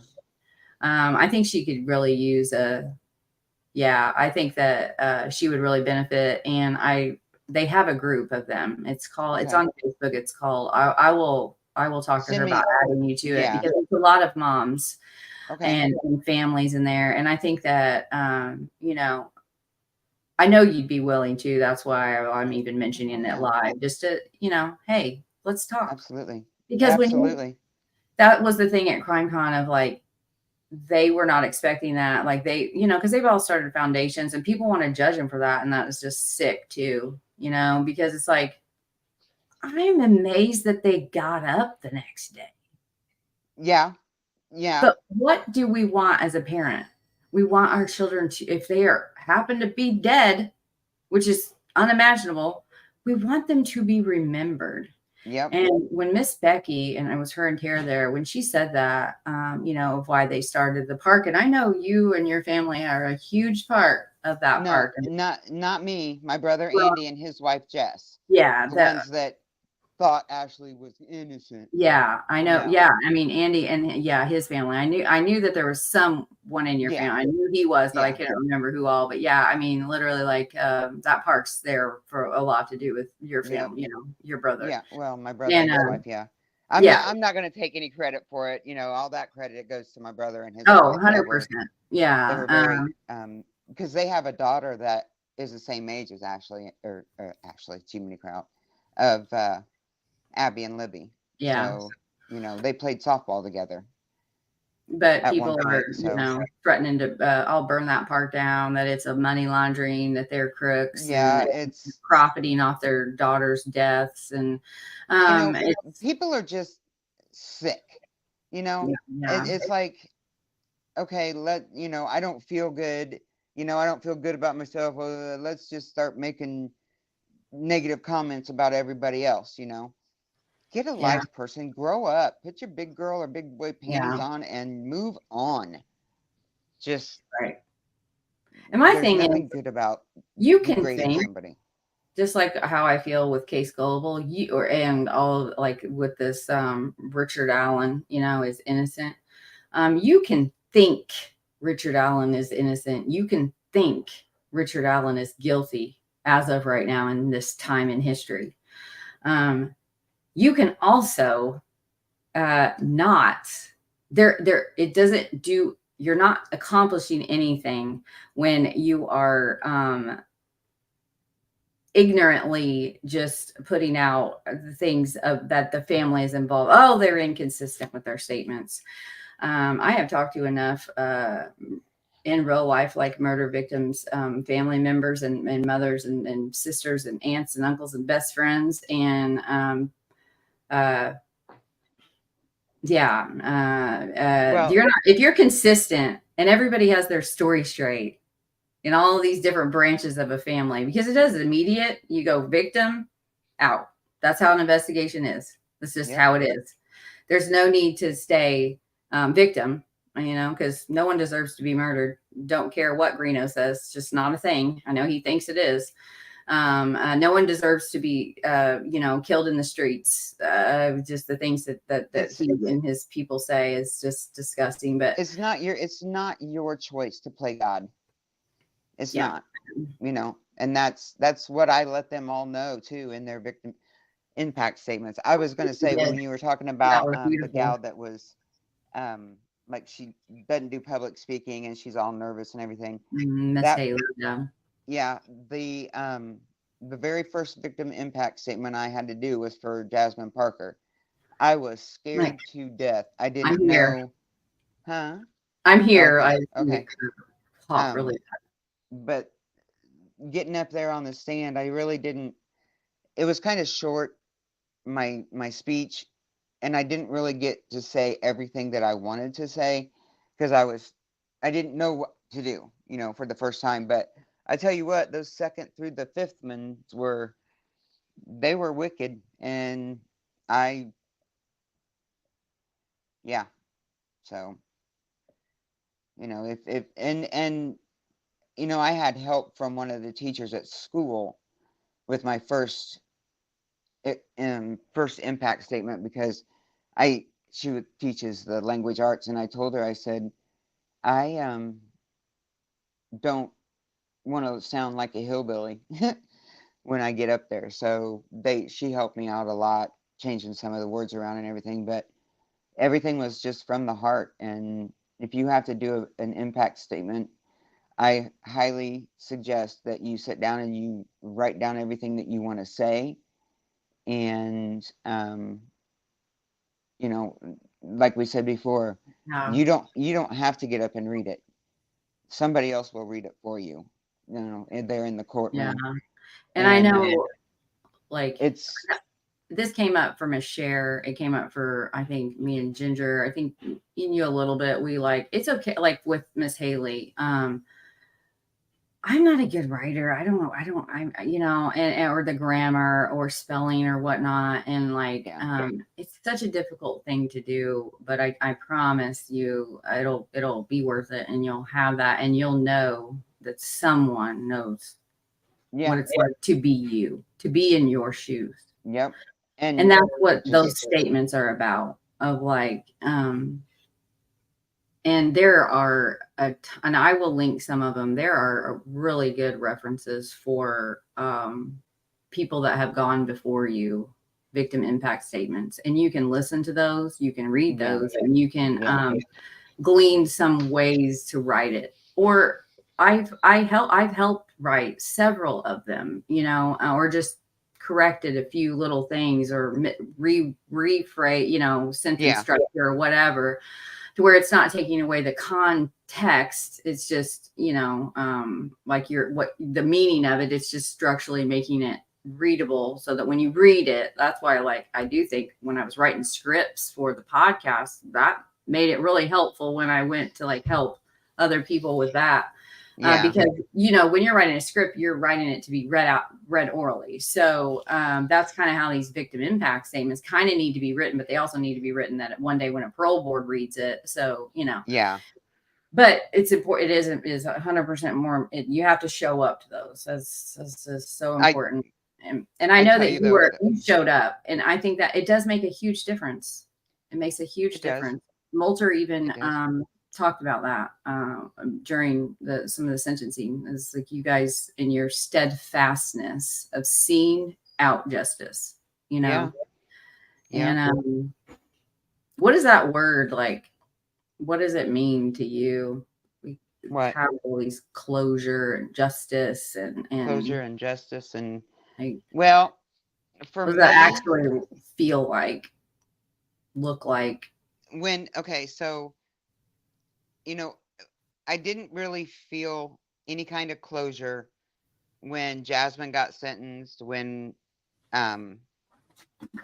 Garett got sentenced, you know, when Talitha and Mathis, I still didn't have the closure, because I still had to, we were still doing Ashley Garth, you know.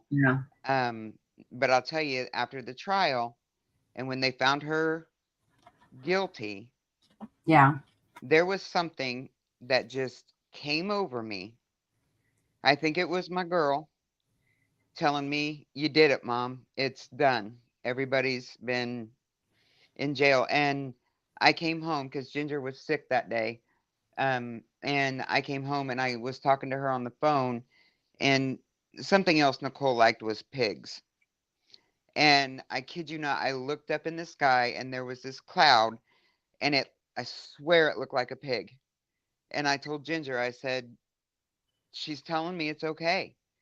So everything was just, it was just like this big weight had been lifted.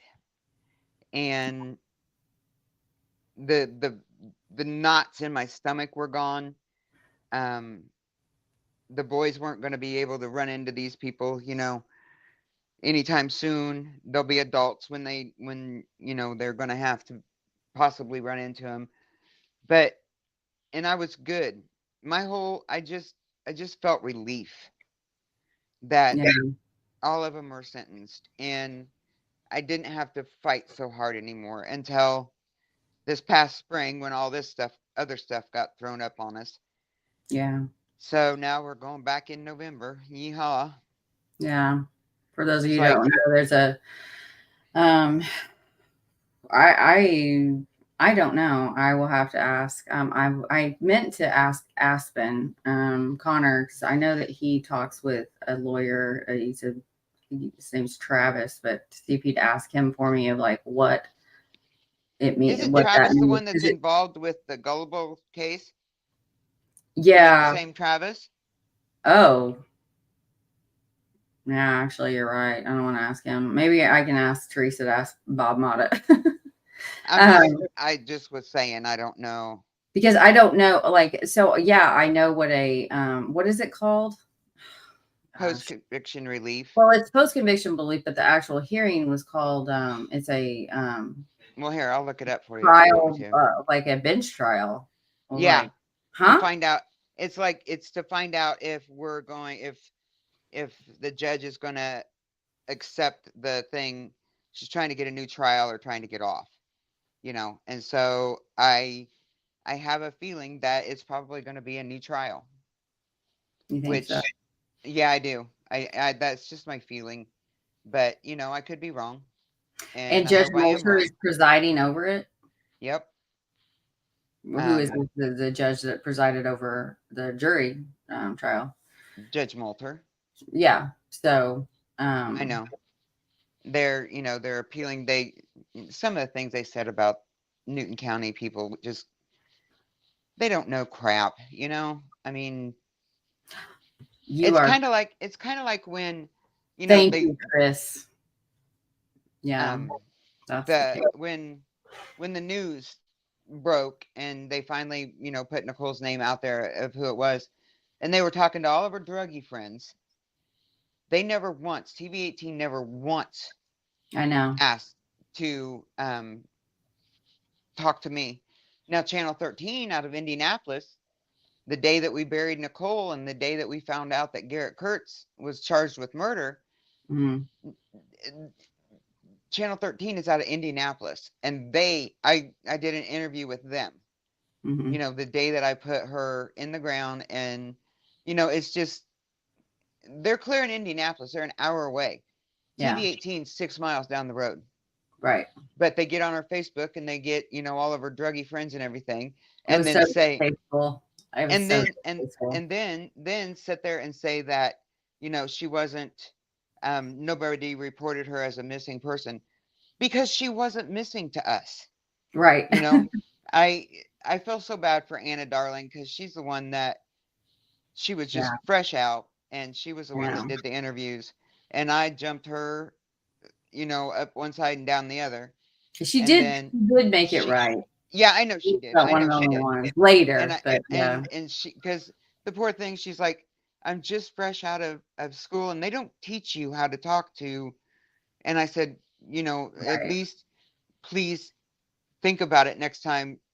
Talk to family members first, Yeah. or get some family members instead of just friends, because they only know Nicole's story, whatever Nicole was spinning. They don't know, I bet you they were never told that the judge told Nicole that she couldn't live with us anymore, you know. Yeah. Um, so she didn't have a place to stay. She would stay with Aunt Ginger sometimes. And Yeah. she was actually supposed to go to Aunt Ginger's the night that they killed her. I know. So, we had contact with her all that week in one Yeah. way or another. Somebody in our family had contact with her every day that week. And then it just stopped. Well, okay, she's out doing her thing. That's she was never missing in our minds. She never was. Right. Yeah. Never a thought about her being missing. So I want to Yeah. set that record straight too.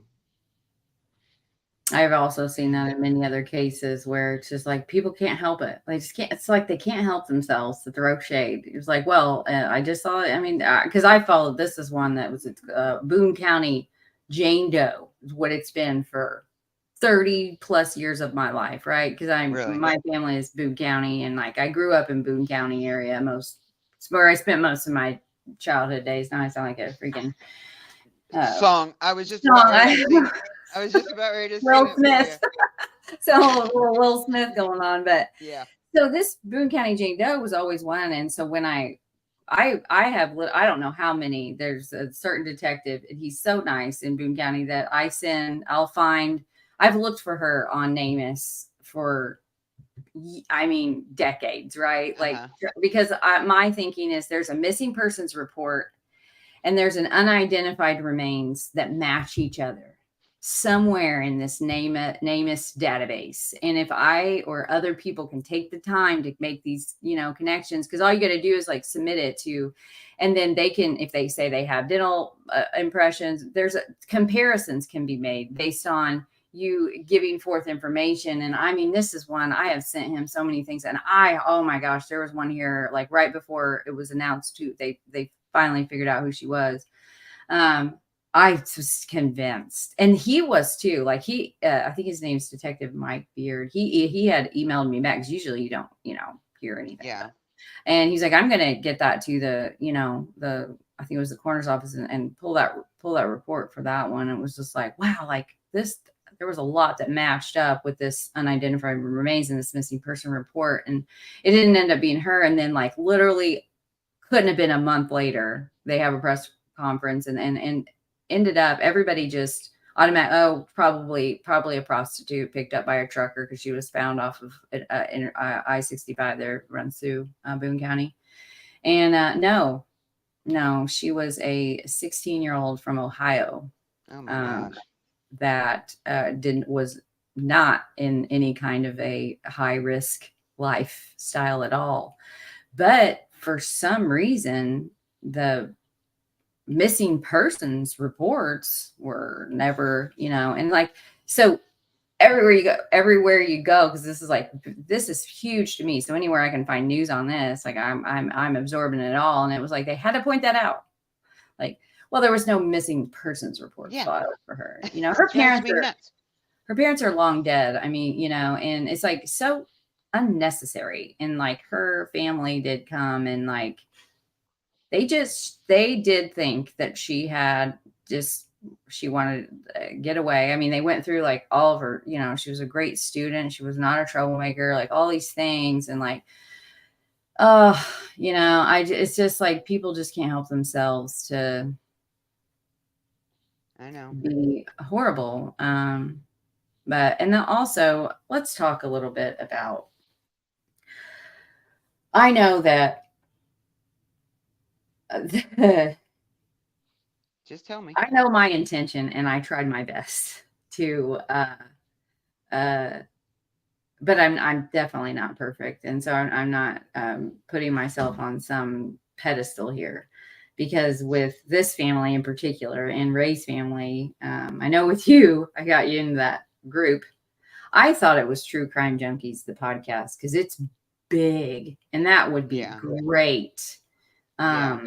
That would be great exposure and awareness to raise for your case and Ray, with Miss Dottie and her family. Oh yeah. Because their name was Crime Junkies.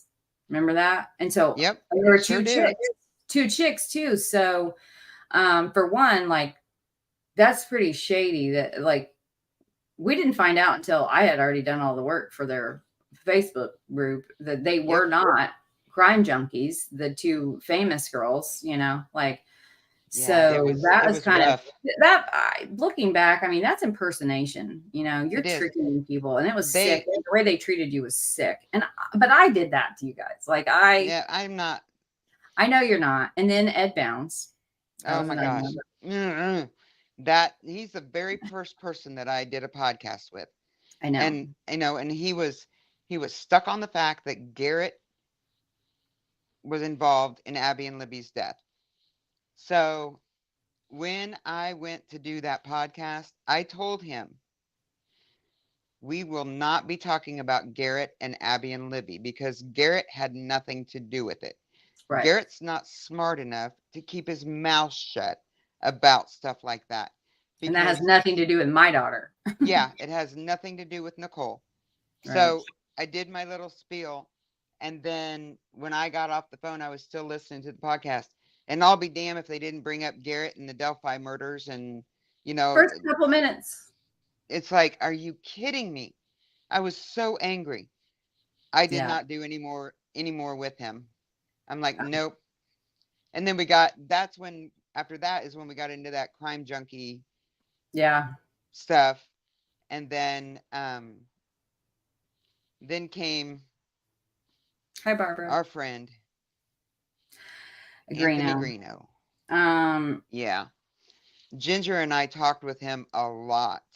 I know about things, and he was, he had told me that he lived behind Robert and Nicole when they were in Delphi, and Robert is Nicole Corbin's dad. Mm-hmm.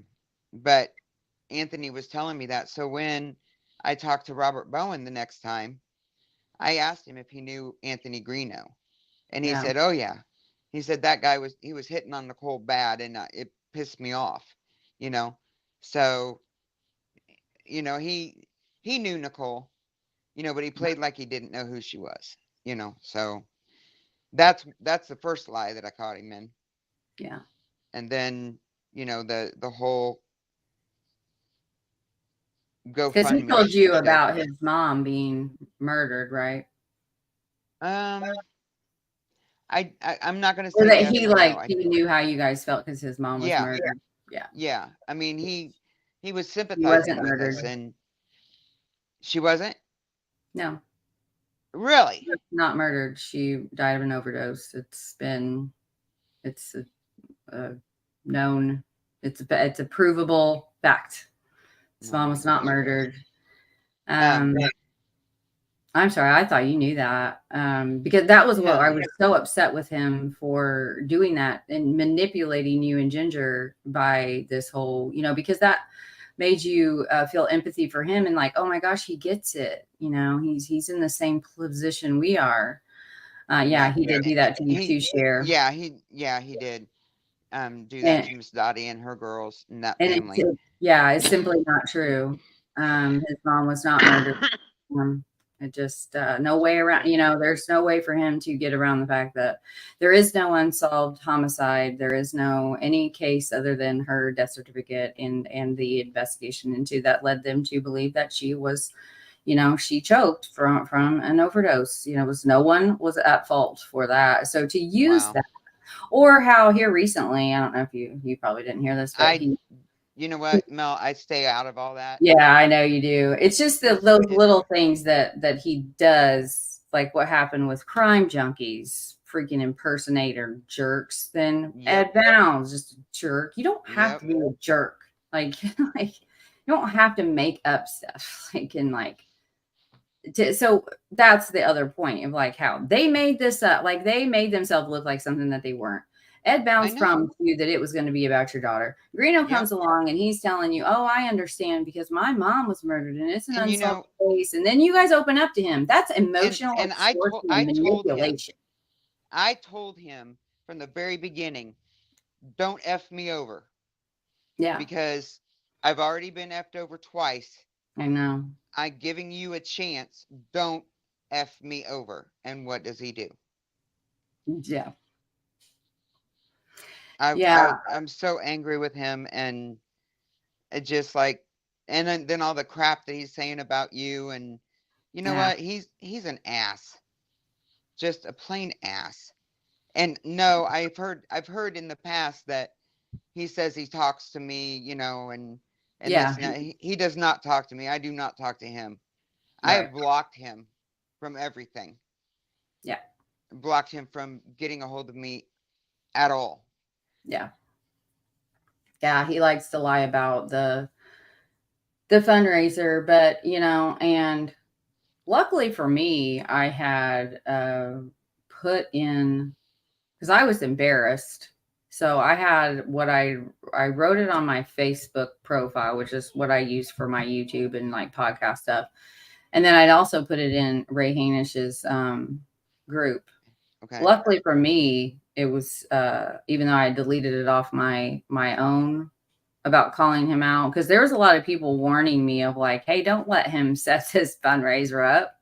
Like, like, no, And so in Ray's group, one of the moderators helped me find it, and where it was like I had told him, I said, if I'm hearing a lot of things and like I'm gonna believe that you've given second chances and blah blah blah, but I'm telling you right now, if you steal from them, I'm going to go level 12 psycho on you.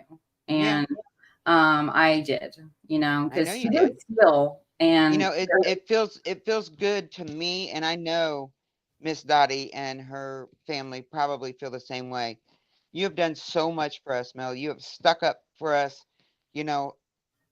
I can't thank you enough. No. I really can't. I love you to death. And I told you a long time ago, you can say anything. You have the right. You have my blessing to say whatever you need to say about our family and talk about Nicole, and because I trust that you're not going to screw me over, and we've been, it's been 3 or 4 years that we've known each other now. I mean, because it's pretty much right off the jump, really, from 2019. Ginger, like, I think you and Ginger were talking, and then Ginger's like, I really want you, I need you to feel I need you to talk to this person. And I was like, You no, were, I'm done talking to podcast people. I got screwed over and blah, blah, blah. And then you and I and Ginger had a conversation, and I'm like, okay, she's my sister now. yeah, I trust you. yeah. I And just, luckily for me on this journey, I always like, I imagine if I am in your shoes, I know you and, do. and that I'm not, like, I'm very, I'm grateful for that. So it's just like, that's why I never bring any of this Greeno stuff to you for you to correct it, because it's just like, Well, your like daughter murdered, like dealing like with I was, the antics of YouTube creators and setting the record straight is the dumbest thing ever. The well, only the reason thing, I'm bringing it up is because there's a lot of other families that are attacked out there, oh and the yeah, lies and the yep, people will go to. So I talk to the family, and they don't, and they're speaking for them, and they're telling lies, or they're making them look guilty when they have no idea what they're talking about, just to get yeah, clicks. I don't know, but fortunately for me, you guys and Shannon Polk's family and friends and loved ones were the first like interactions I had with victim, other than, my aunt was murdered and my friend was yeah, murdered, and like so from that aspect, I do kind of can I understand what it's like to be, that, but you guys were just like, that was just like, wow, I will literally do anything for these people. Like, and it was just instant. It was so easy with you guys and Charlie and Shannon's family. Like it just like, good God, like, it's such a responsibility though, but you made it really easy yeah, for me to learn how to do things the right way. It's not like there's like a ethical like book I read or something, or that I always do it, but it was like I had to learn the hard way, obviously, with hooking up with the likes of Greeno and those crime junkie impersonators and yeah. like some along the way, that there's been more, that are not like, it's just like embarrassing that, and it's like, you got to be careful with who you entrust with The the story of your child, of your mother, yeah, of any yeah, family member. You don't want somebody that's fake. Because yeah, that just makes, to me, more depressed, yeah, because you find out this person's lying to you, or you find out that you know and they're it just I just had to get out of all the social media stuff, yeah, because you know when people would say bad stuff about Nicole, I would just get mhm, crazy. And uh, like I said, when Ashley Garth was sentenced, this weight was just lifted off my shoulders, and I have a whole different attitude about everything now. I can actually talk about Nicole mhm, and not cry all the time, because I want people to remember what these people did to her. You right, know, it's kind of sucks, because it's just keeping their name going too, but I Nicole is important to me. She was yeah, important to a lot of people. yeah, and you do, and And you want, like, I think that that's the thing, is like, you want to share your daughter and the mhm, legacy of like what Miss Becky was talking about at CrimeCon, of like that park. I want my yep, daughter to be, or or granddaughter to be. I want her to be remembered for more than being a murder victim, yep, being more than a cause number. You know, yep, um, because she would have been, and that's why I've left this up here for so long, this empty wall, because we've seen all of those other pictures, and then and then they're over. Right now, I'm looking at my family, my own family, and then in a couple years, these will get replaced. Hopefully, you hope. yeah. Maybe a grandchild will be in them. Everybody will Well, be older. Maybe a new something niece and nephew. And then in 2 years after that, I'm going to change them again when we get family photos. And 2 years after that, and you expect to watch everybody get old.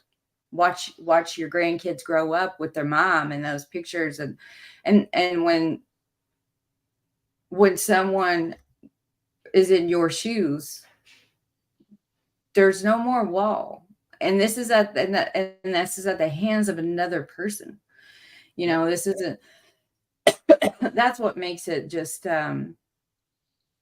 so important to share your side of it, because there's so many other people out there that are going through this very same thing, and they don't get to add any more to their family albums, to their family wall photos. They end, and it's they do.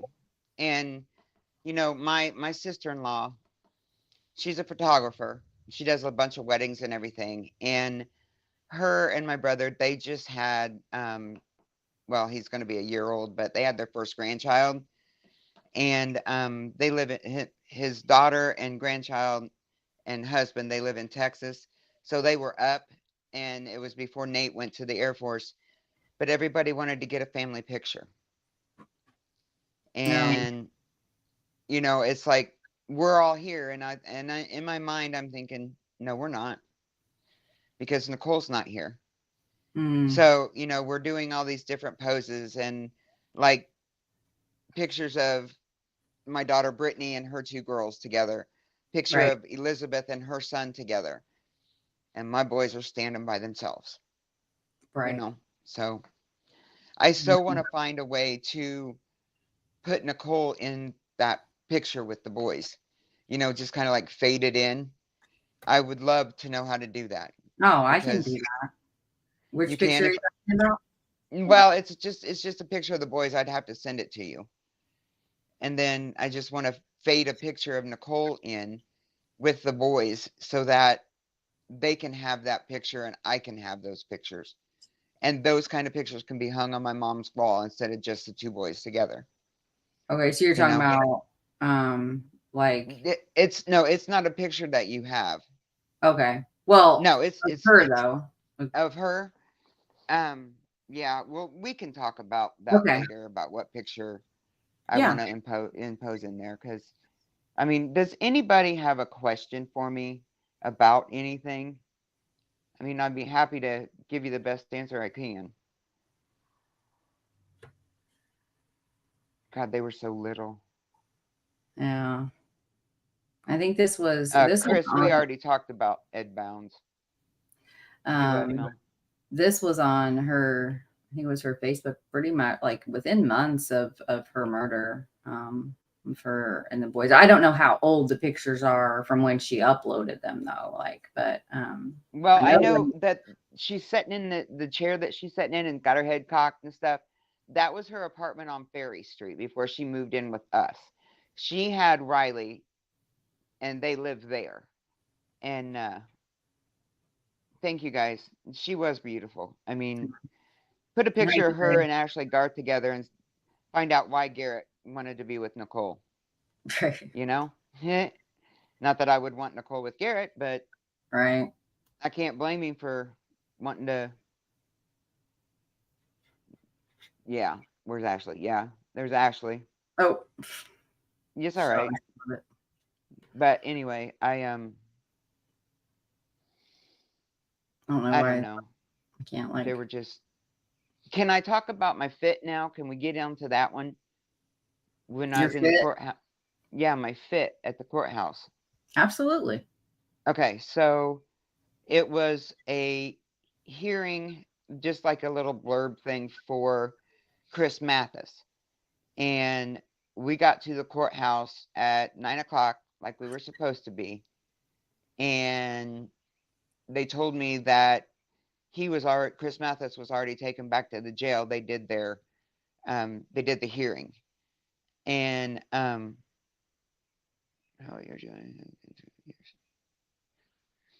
thank you, Barbara. I was told that they had already had Chris Mathis's hearing. And I'm like, why didn't anybody tell me? I've been to every single thing, and I broke down. And there was like, I walked down the first flight of stairs, and then there's like a landing and a bench to sit on, and I lost my shit. I was yelling, I was crying, I was demanding to talk to Jeff Drinsky, and he come walking down the stairs and he was smiling. I know he wasn't laughing at me. I know that now. But in the heat of the moment, I'm thinking he's laughing because I'm throwing a toddler fit. And I told him, I said, why couldn't you have told me? He's like, well, we were done and we just went ahead and did it. And I'm like, but I've been here. And he just walked away from me. And I'm like, and you're just going to walk away from me and not talk to me? And I was hysterical, guys. Finally got calmed down enough that I could walk out to the car. And the next time we went to court, I decided I was going to apologize to Mr. Drinsky for yelling at him. And so me and him went into the little conference room, and I told him that first off, I wanted to apologize for acting the way I did. And he told me it was totally understandable and that it freaked him out because he's never had somebody stand up to him like that. Normally, prosecutors don't like to connect with the family because of the things that they have to say about their loved one or the Yeah. pictures that they have to show. And I told Jeff, I said, I want you to know, I want to know these things.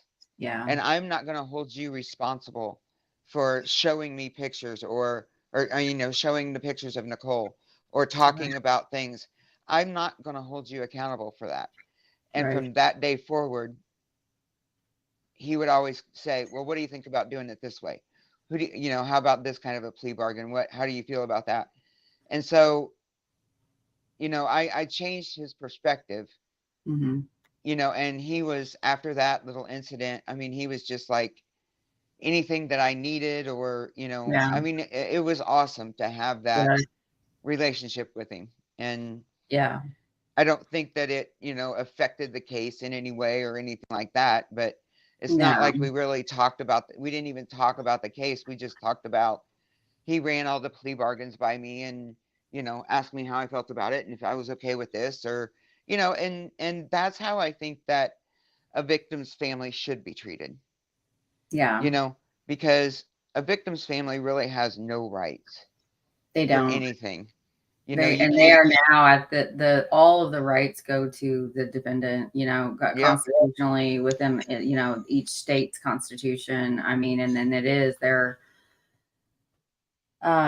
you do all of this work, especially if you're waiting for justice. yeah, You're waiting for that arrest for years and years sometimes, I and I sometimes couldn't it never imagine. comes, and like then you're like, oh, finally.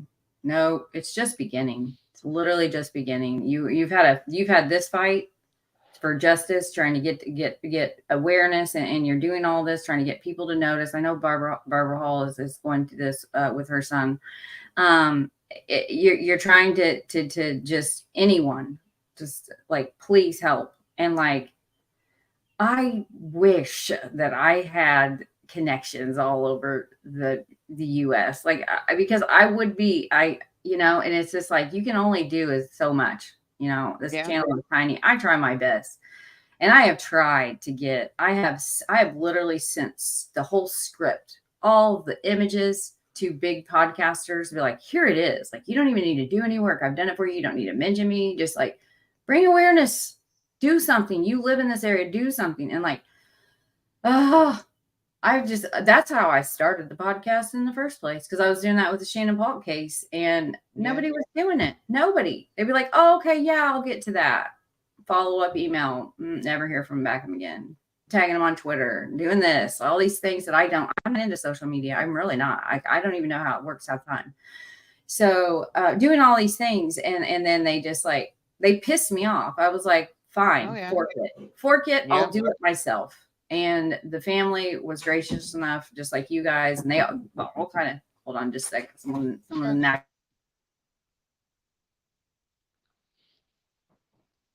Barbara, I just want to address you. I'm so sorry to hear about your loss.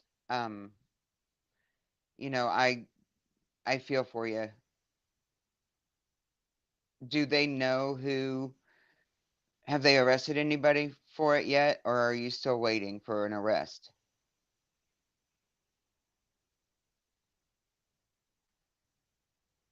Like I said, it only took 15 days, and you know, to find out that there were 5 people involved was a a shock. It's like 5 people, and until everybody was caught,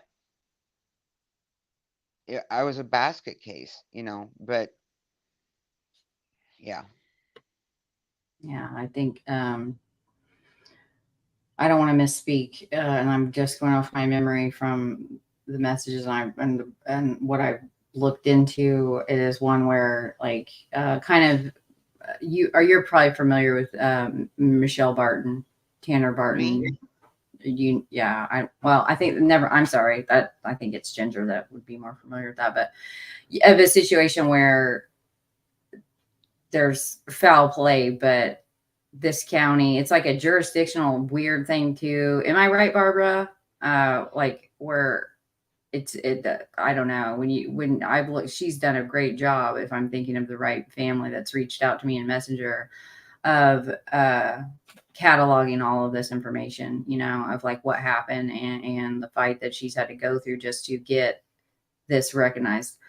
I can't get them to do anything. It's been 2 years. I know yeah. And he was missing 5 months and they wouldn't even look for him. Yeah. I am so sorry, ma'am. So Uh, sorry. My heart yeah. breaks for you. Yeah. And Barbara, I don't know if you have ever, Ashley Morris Mullis's father and Kaylee Owling's father, Jason, is in your shoes. Maybe I should start a group for just like a private group for all of the families that I know or have helped or that I've worked with so that you guys can all just like have that space. Just if anyone does want to actually ever talk. I don't even need to be involved in it. Like just a group where it's Okay. really just murder victims, families, like intimate family members, that Yeah, are, I kind of like that idea. you Where do. they can ask you questions, and Yeah. you can feed Yeah. off of each other. And I don't know what this AKA they. I wish you would let Cheryl speak. Lord Almighty, what does that mean? I've been speaking.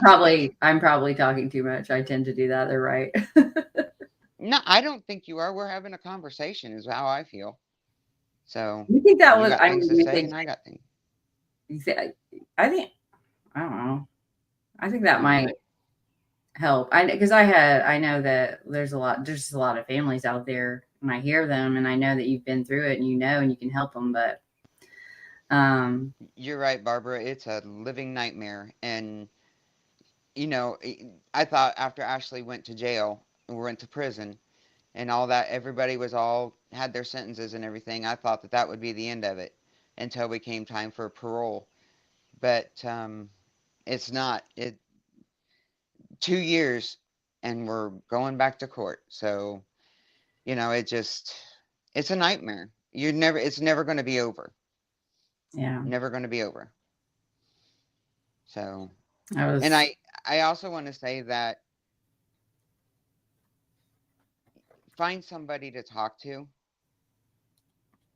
Um, yeah, for sure. it because I didn't, and I mean, I talked to my husband. Don't get me wrong, but professionally, talk to somebody. I have Yeah, ulcers now that I'm dealing with.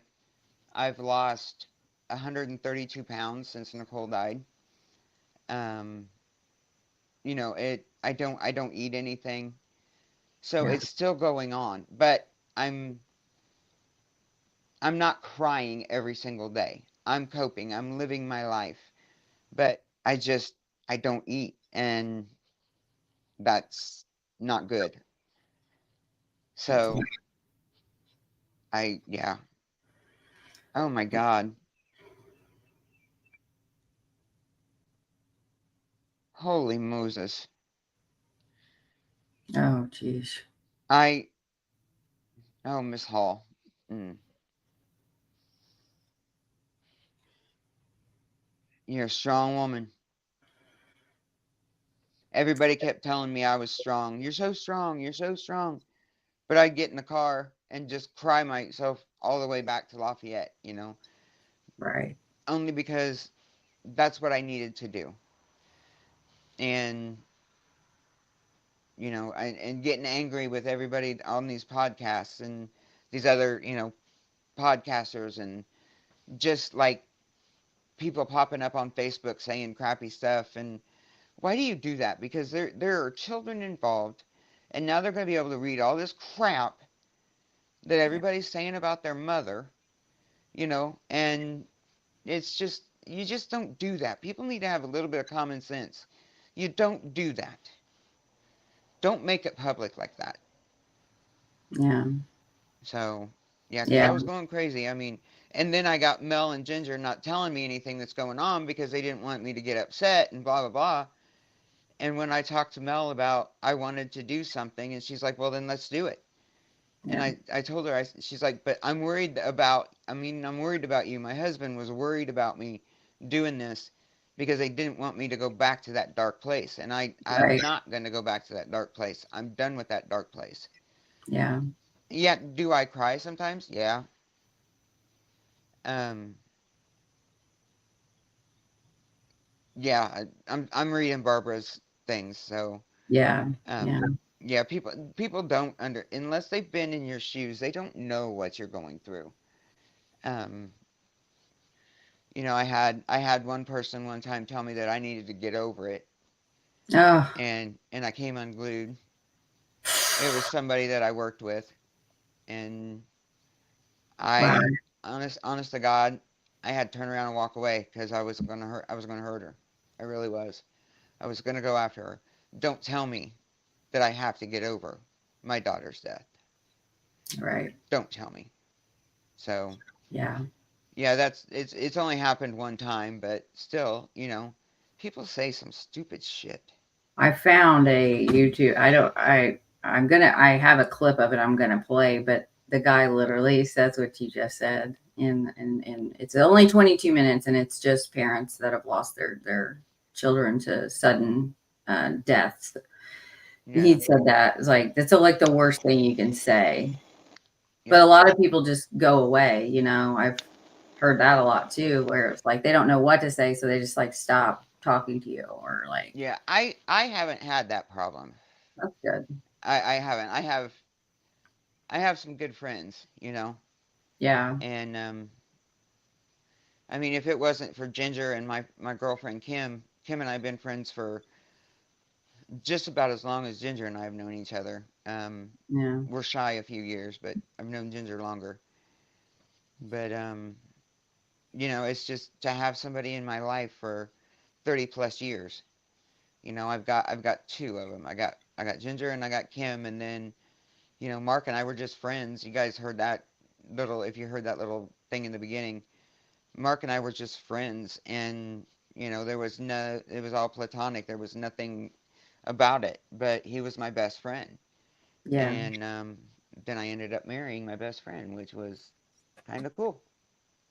Well, that's why I just wanted to start with that. Obviously, the obituary, and I think it might have not even played the sound, but you that was so touching to me because I know Mark and like gotten to know him from all the court hearings we've attended, and just like when you opened up about him and how you really did lean on each other, and that's another aspect to this for parents that find themselves in your shoes of like a lot of times divorce happens the Yeah, distance and not knowing how to talk. That's why I want to share this video so you guys can watch it and really take it in, um but he was your strength when you needed it, and like that's it was just like a special, and knowing like him and his personality and like you and your personality, it's like yeah, like yeah. I mean, yeah, when we finally made it Facebook, what do I want to say? Facebook official that we Mhm. were dating. A lot of people, a lot of our friends, it's about effing time, you know. What took you guys so long? Blah blah blah blah blah. So yeah, everybody could see how much. Oh, Ginge, thanks. Um, I would love to talk to you too, Miss Barbara. I'm I sending really you. will. I'm putting my email in the chat. Miss Barbara, is it okay if she emails me and then I connect you guys? Because I don't want you to put your email on here because it gives away too much information. I mean, I don't, and I don't even care if maybe we give her my phone number somehow. Okay. Um, I don't know if you know if I can find you. Are you on Facebook, ma'am? Is she on Facebook? Do you know? I gave her my email so she can Oh, reach out to okay. me and I'll get you guys connected. Because yeah, I Okay. think that, man, just to have someone that shoulders it, and that's why because I found this video today and I was like, oh my gosh, Cheryl's gonna freaking love this. It looks really old, so I'm not even sure when it's done, but that just shows you there's some things in life that are they don't time and progression and nothing it lessens the pain of loss. There was one mom I wanted to say because I know you love this. Like it was just like, yes, this is it. This is the only thing. It's a her child was murdered, and she's talking about that day after. You know that after Yeah. they leave, they've told you. Yeah. One mom says she just ran in the other room. She ran in the other room, like, nope, the detectives are there, and just no, ran away Yeah. from them in her own house. Well, And then this one yeah. said, it's like the pain is like a scream you can't scream. Yeah.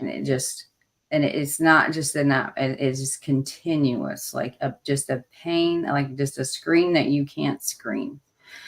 And for me, like that was like, wow, just that, the Yeah. It depth was. of that, the simplicity, but the depth of like that feeling of like, and just the agony of that. Like, that's why it's like, I Yeah. have such respect for any family that gets up the next day, let alone gives back. And I think you're at that point of in your grief, like journey, that you're wanting to give back because you can find hope and happiness and a new purpose, even Yeah. in a silver lining, I guess. Like, and it also honors Nicole and her boys and of giving back or something in her name. And I think that brings a lot of families a purpose of something to do. And this one, I thought this was really cute. It's so simple. They just take a candle with, like, say they go on vacation and they take a candle and they light that candle, at some point during that trip, just like to where the child that they lost is still always with them wherever they Yeah. go, and they have that, and they can have that, and it's so sad that that's all they have is this Yeah. freaking candle, Yeah. but at the same Well, time, that's it just like. allows them to keep sharing that loved one long after they're gone, like that's but yeah, I'm gonna let's watch this little clip of this Okay. family. Okay. I'm gonna. Is there? Can I like turn my just push that camera to turn my face off? Yeah. Okay. Because I gotta go get me something to drink. So I don't want you guys to be like the Blair Witch Project bouncing everywhere that I go. I'm having a Yeah, bad enough time keeping it steady. So, but yeah, I'm I gonna think take if something you to drink. mute So and I don't see where I can. There you I go. did it. Yeah, but There I you go. can still talk, right? I can hear. Yeah, Um, I'm gonna play this. I'll probably mute us both if I can figure out how to do it. We'll see. I I don't can think I mute can myself mute too. myself. I think that's my problem is I can't mute myself. I don't know. I don't know what my All right. problem is. Well, whatever. We'll get through it. But yeah, take a little break. We're gonna take a break and watch a little bit of this clip. Okay.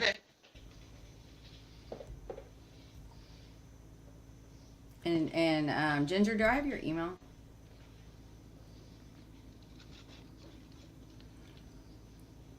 Okay. Oh, Uh-oh.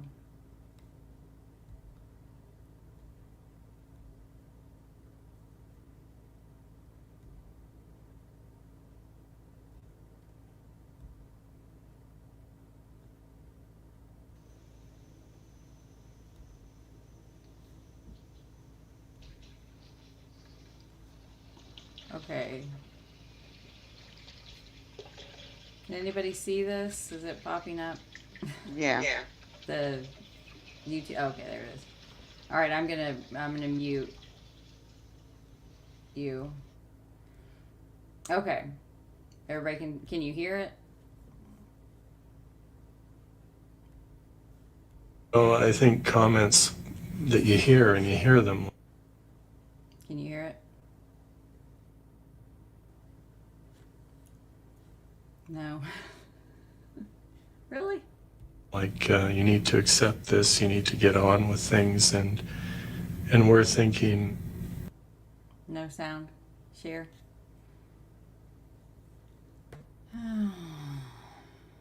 Wish I could get it together.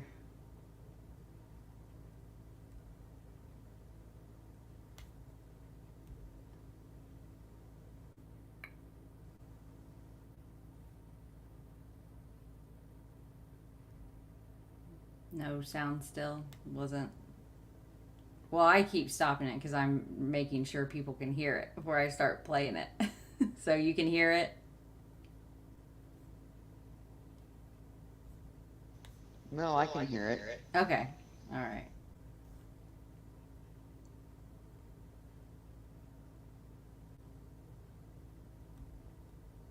I couldn't carry on conversations because the other person wasn't prepared to accept what we'd gone through. You know, I think comments that you hear and you hear them, like you need to accept this, you need to get on with things, and we're thinking, we don't know that we want to get on with life, let alone accepting anything. You don't know, or we felt like we have no heart to live, and to say to accept it and to move on is very cruel, because you just don't know, why are we moving on? Somebody's. Yeah. I thought that was like.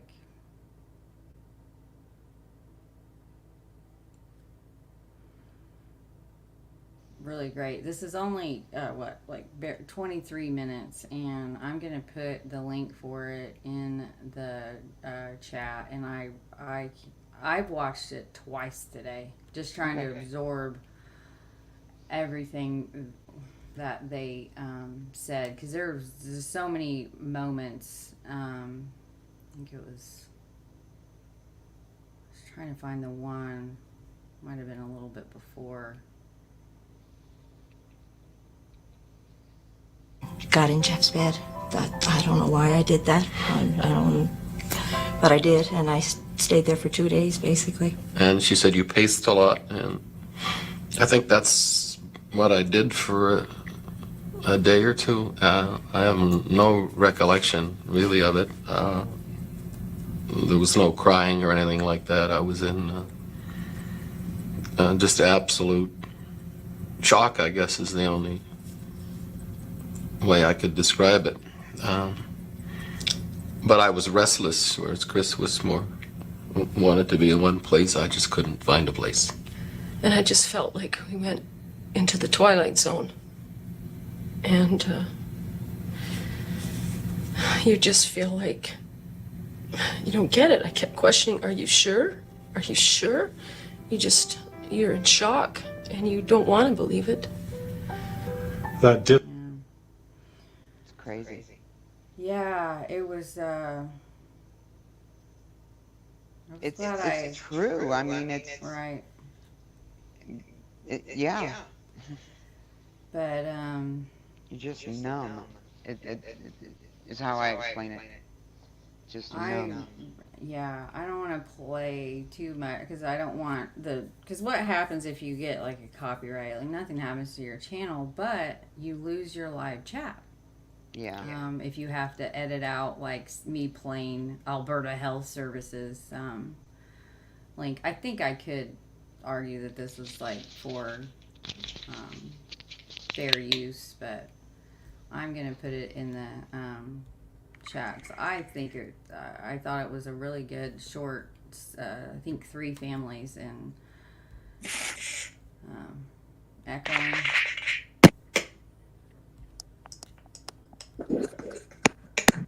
Oh.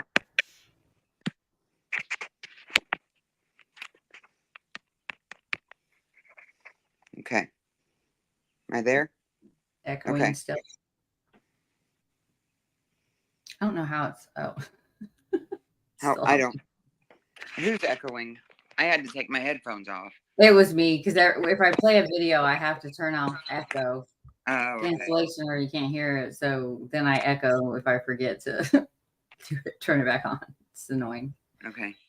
Yeah, But my headphones say battery low, so I had to put it back on my iPad speaker. So. But I wanted to, if we're gonna wrap up here. I don't know how are you on time, and like what is something that you really want to say to everybody that's here and that will listen later. You know, you do get through it. You're gonna have different phases of grief. Some days you're gonna laugh and tell silly stories about your child or your loved one. I don't know if I want to say it how I'm just going to say it, but I hope people can understand. You do. There's some. Huh? There's some feedback. I know what you're about to say is really important, and I don't want that to take away from it. I don't know why it's feeding back because I don't have anything on.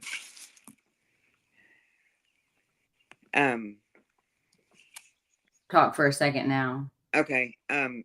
Okay, you're good. What I want to say and how I look at it is, it will get easier to get out of bed and go on with your day. Don't, like me, don't let yourself get so far down into a depression that you have to claw your way back up.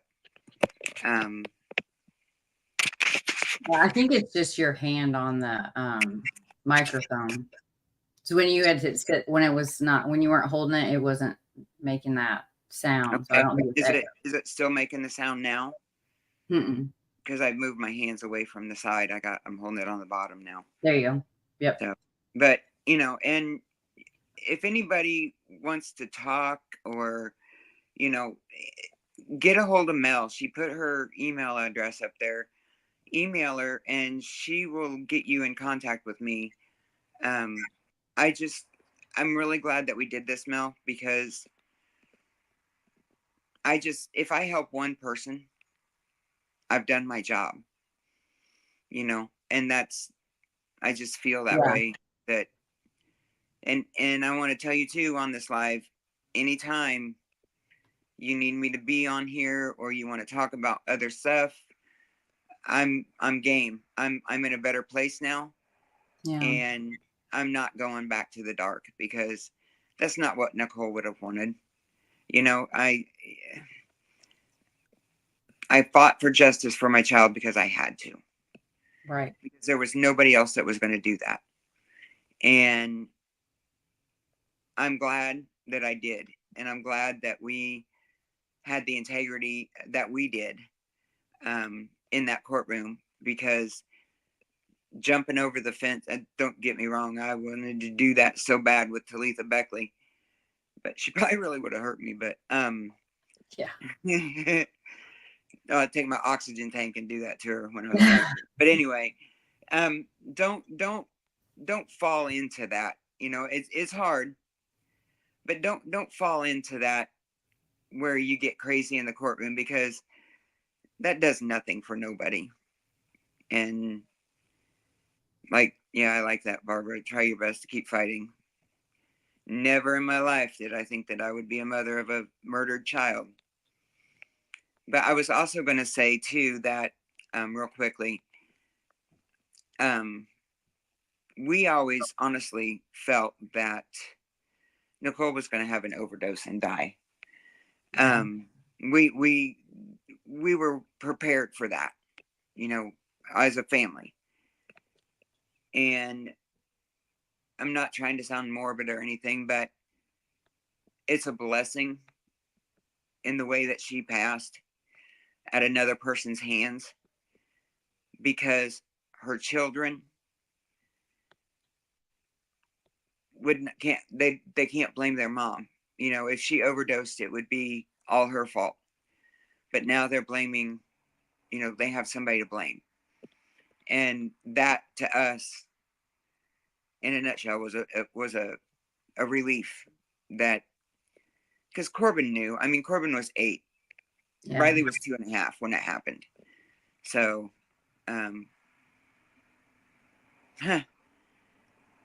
sorry, I got sidetracked. I just read Aspen. Anyway, that's all I want to say. Yeah, I think I understand what you're saying. I also know a lot of personal, like family and friends. Mike, you know about my nephew. By the way, my aunt, you made that. You and your husband made the cross for my. Yeah, I call him my nephew because I raised him, but he's that's actually my right. second cousin. But she came into town and she writes me letters, which is beautiful to get letters from your aunt from Florida. But she every time brings up how she loves that. That is her. Good. That is for her. That cross that you etched and did that Yeah, for me that is her place that she can go to remember Tyler, grieve, have happy memories, sad memories, and leave them there. And I think that's such a beautiful thing. And I wanted to let you know that because she was just here last week, actually. Oh, And good. she brought it up twice of how much she loves that. And Good. she knows about you guys and that you made it. And, you know, and like, but he died of an overdose. And his son he was here last week too. And it's just a spitting image, you know, it's just watching. Yeah. It's like Tyler reincarnate, you know.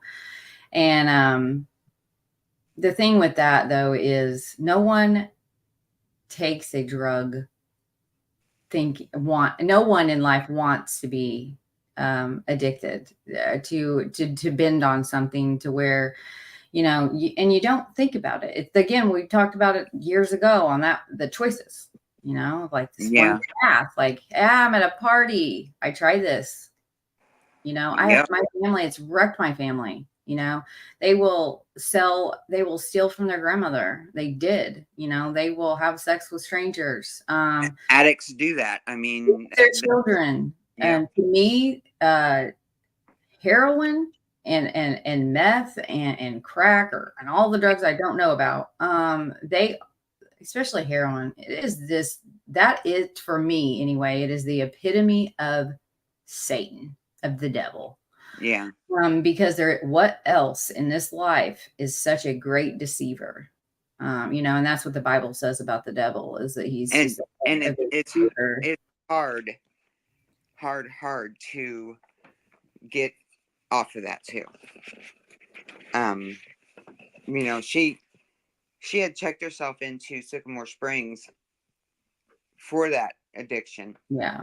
And she only stayed in there a week and checked herself out. And that's why we fought for guardianship of Riley, because she never came home. She was gone 3 days when that happened. And, you know, by then I had already called CPS and got them involved. And thank God I did, because she showed up and then 5 minutes later they were there. So we didn't have to let Riley go with her. But, you know, I'll tell you, when I did not go to the cemetery until her headstone was placed. I just didn't want to be there without it. And when I decided to go, I went by myself. Mm-hmm. And I yelled and screamed and I'm going to start crying. Was so mad at her for this happening, you know? for being wrapped up in all that crap. And I love my daughter and I miss her so much. And I was just mad at her for being in that situation, because that's not how I raised her, you know. Yeah. It's just the people that you, oh, I'm probably echoing again or whatever because holding the wrong thing. It you know, it just I don't know. I don't know I don't know what I want to say. Yeah. I think those are stages of grief too. Yeah. Know, anger. Oh yeah. But I'm you know, I don't, I just feel better now, you know, and Yeah. except for when I got the word about Garth. Yeah. But you know, it's just one of those things where whatever's going to happen is going to happen. And you know, I've got a lot of people telling me that, you know, she's not going to get it, but that's still in the back of your mind that it could happen. It can. You know, and that's the thing with the judicial system, and you know, it very well could happen, you know, and that's the importance of, and you know who will be, I'm sorry to say, but it's not specific to him or his person or who he is or how he did, but this is on the state. This is the prosecution and law enforcement, if you know, and if like, and a judge too at this point, of where if a retrial, or this isn't, you know, like defense attorneys, we need them to do their job because of all the rights that get turned over to these monsters, to make sure that the justice is just. Yeah. But this the downside is, the double-edged sword of it is the pain that the true family, the victims are gone, you know, they pass on and you're here, and now you have to deal with all of this and having nothing, having no say, no ability, you know, nothing, you can't, there's nothing, you know, and you just have to hope that she doesn't get out, hope that like the jury, you know, the prosecutor does a good job, but it didn't. In your messenger, you want me to send it to your email? Yeah, it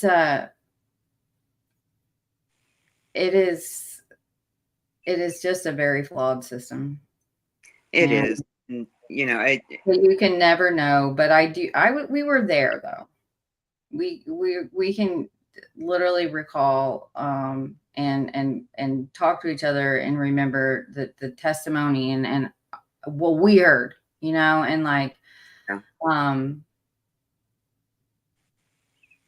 try to take comfort in that, but also realizing I've seen cases sent back for retrial on the dumbest technicalities, you know, of just the tiniest little error that a prosecutor makes, or a witness that says, or it's law enforcement does wrong, you know. She was saying that, you know, her attorney, Lori James, was not competent. You know, she didn't object when she should have objected. She, you know, she didn't do this and she didn't do that and everything. And I'm thinking, okay, so is that going to get her another trial? I don't know.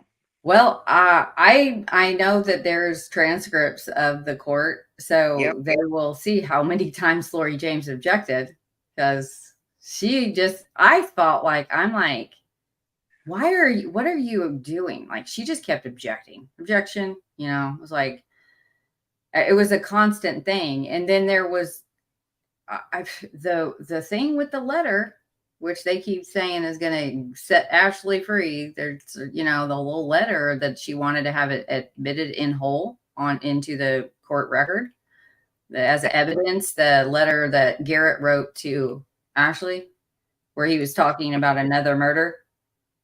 Well, the jury had to be dismissed, and the Drentsky was arguing against, no, like, it's okay to submit like a portion, but this is going to bias the jury. So that was one thing. It was just like, girl, like, what are you doing? Like, why?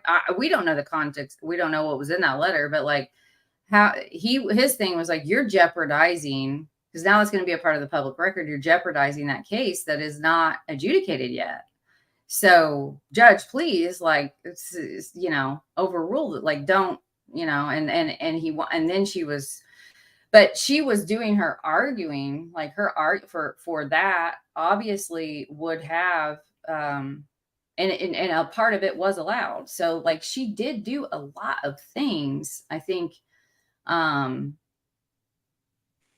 main thing that I worry about is that she didn't, have, witnesses. She I didn't know. have, but she did cross-examine. Yeah, but who would So, she have got to be a witness? You know, I mean, Ashley was there. You know, what, call up Talitha and have her come in right. and, you know, speak for Ashley. Well, and I think they want to go with the Stockholm syndrome type stuff, and Yeah, obviously that was a tough one for me, because Garett should have not been able to kill anybody, because what he did to her. He should I have know. he bonded out and then violated and bonded out again. So Yep. yeah, Talitha too. All of them Yep. had warrants. He should have never been out after doing to Ashley what he did. Right. And yet, I'm sorry that he did that to her. Yes. You know, I mean, I feel bad that she had to go through that. But on the flip side of that too, you were part of my daughter's murder, you know. Right. I did pull Toby out in the hallway in the very beginning, and I said, Toby, I just want you to know that we both lost our daughters. Yeah. I hold no ill feelings towards you at all. Yeah. It's a total blame on Nicole and, you know, all those people that, you know, the five of them that killed her. It's all on them, you know. Nicole Yeah. shouldn't have been in that place, and I still don't believe that she went up there willingly. Because Yeah. Nicole, you know, the first story we got was a girl fight. Well, and Ginger can attest to this. Nicole ain't gonna drive an hour to come fight you. You want to fight me? You come to me. That's how she was. So, you know, I honestly, I don't believe that she went up there willingly. I just don't. But there's no way to ever find out. Mm. How do you feel about that? Because that's another thing that other families have to deal with too, of like not feeling like you actually did learn everything. And I know the Paladinos have come. I don't know if I'm saying that right, but yeah.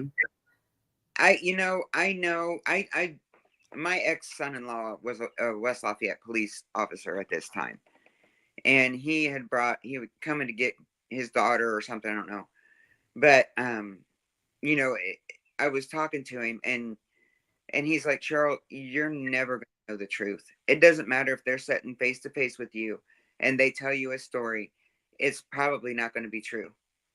So you're never gonna know the reason why. And I had to deal with that for a while too. You know, it just, yeah, that it's hard, you know.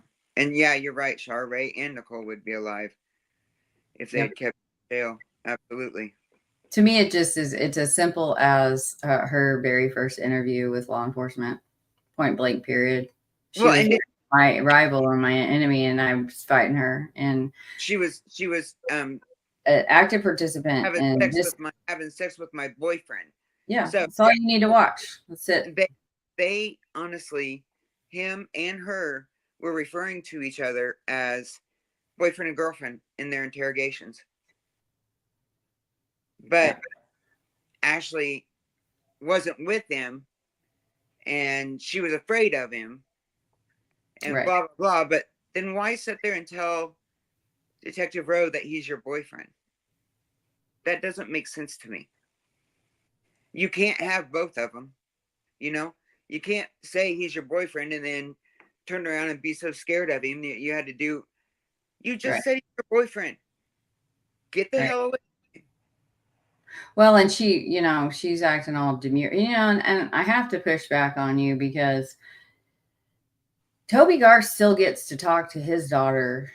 They get to because if you notice, Case Gullible says that Ashley calls her during these long lives. You know how expensive those phone calls are? Like, who's paying for Yeah. those? And just listens to the YouTube I know. live about her. Yeah. But we found out through all of that, Ashley actually went and took a nap and took a shower and took a nap. Not with Garett.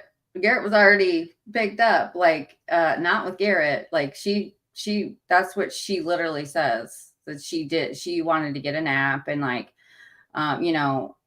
because she hadn't been sleeping, even though we've heard from other testimony that she slept at their house the whole time. Like, it's so just whatever.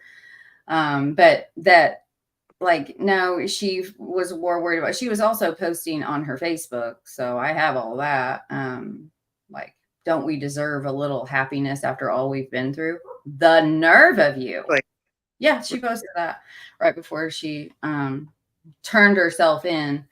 But yeah, she was like, I was just was very exhausted. I needed to take a nap. This is things she's saying to Detective Rowe. Like, then I came and like, I'm like, he did all these things to me, and it's like, you had opportunities and then she chose to lie. And Rowe says in there, it's like, okay, like, you're just histrionic going on is what he's basically telling her. Yeah. And like, but listen, I'm telling you, you're telling me your DNA isn't going to be on this stuff. And that went like, we're going to be able to corroborate your story here. Like, are you sure this you want to go with? Huh? Didn't somebody say that she asked Chris Mathis about, can they get DNA off of, so I don't remember what it was, but she was worried about, somebody had told me that she said that to Garett or to Chris. Yeah, I just don't know if they ever if they had like corroborating proof, because I mean, let's be real, who's going to trust what Mathis says? Yeah.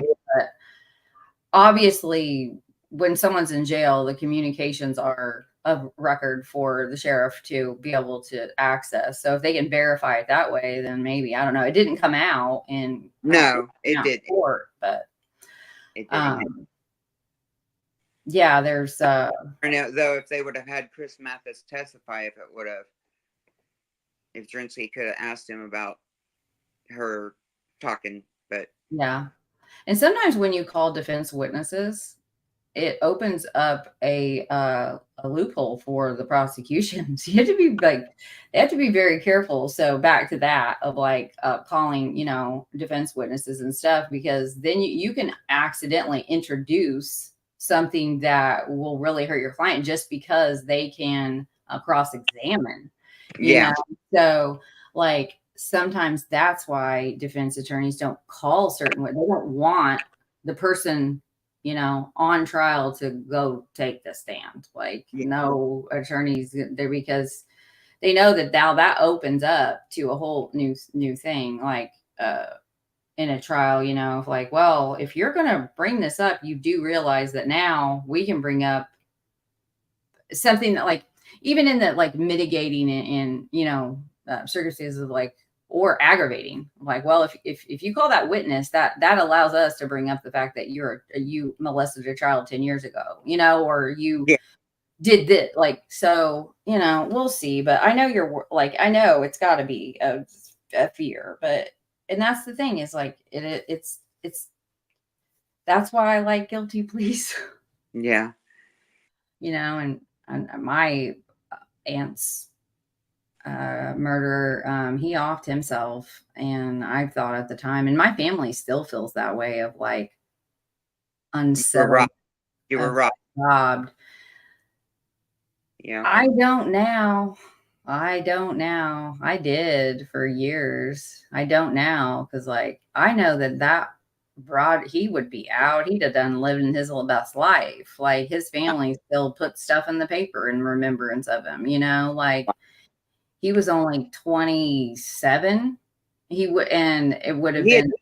He just turned 20. Kirts just turned 21 when all this happened. I know. It's crazy. Young kid. Yeah. Something else I was going to say, you were talking about that cross that we made for your aunt. Mm-hmm. We did a little thing in our yard. We made a little flower garden around the PVC that sticks up from our well. We and made a little remembrance garden for Nicole. Fairy stuff down there and butterflies, and I planted some mums, and and the boys still go down there. Go down there. Good. It's a place where they can talk to their mom. It's Yeah. all her. It's her place. So that's always a good idea too. When you can. Okay. So I don't know. We're going on 3 hours, babe. And my iPad is down to 26%. So gotcha. Yeah, I think it's a good time to wrap it up. And again, I've put all of the one little last thing I know, because I know this was what you really wanted to touch on, and we're just now getting around to it. But I'll pull it up. The Indiana in the state of Indiana, and this is, you'll be able to find these in all of the other states in the U.S. anyway. The victims compensation and the victims rights stuff. So that was a godsend, and whoever turned me on to that, I appreciate it. I don't know who told me, but I mean, Nicole, like I said, she had no life insurance, and so found out after we paid for everything, I had a bunch of paperwork that I had to fill out to send it down to the state of Indiana. Mm-hmm. And they go through it, and they will compensate you for every dime that you spent. I think $5,000.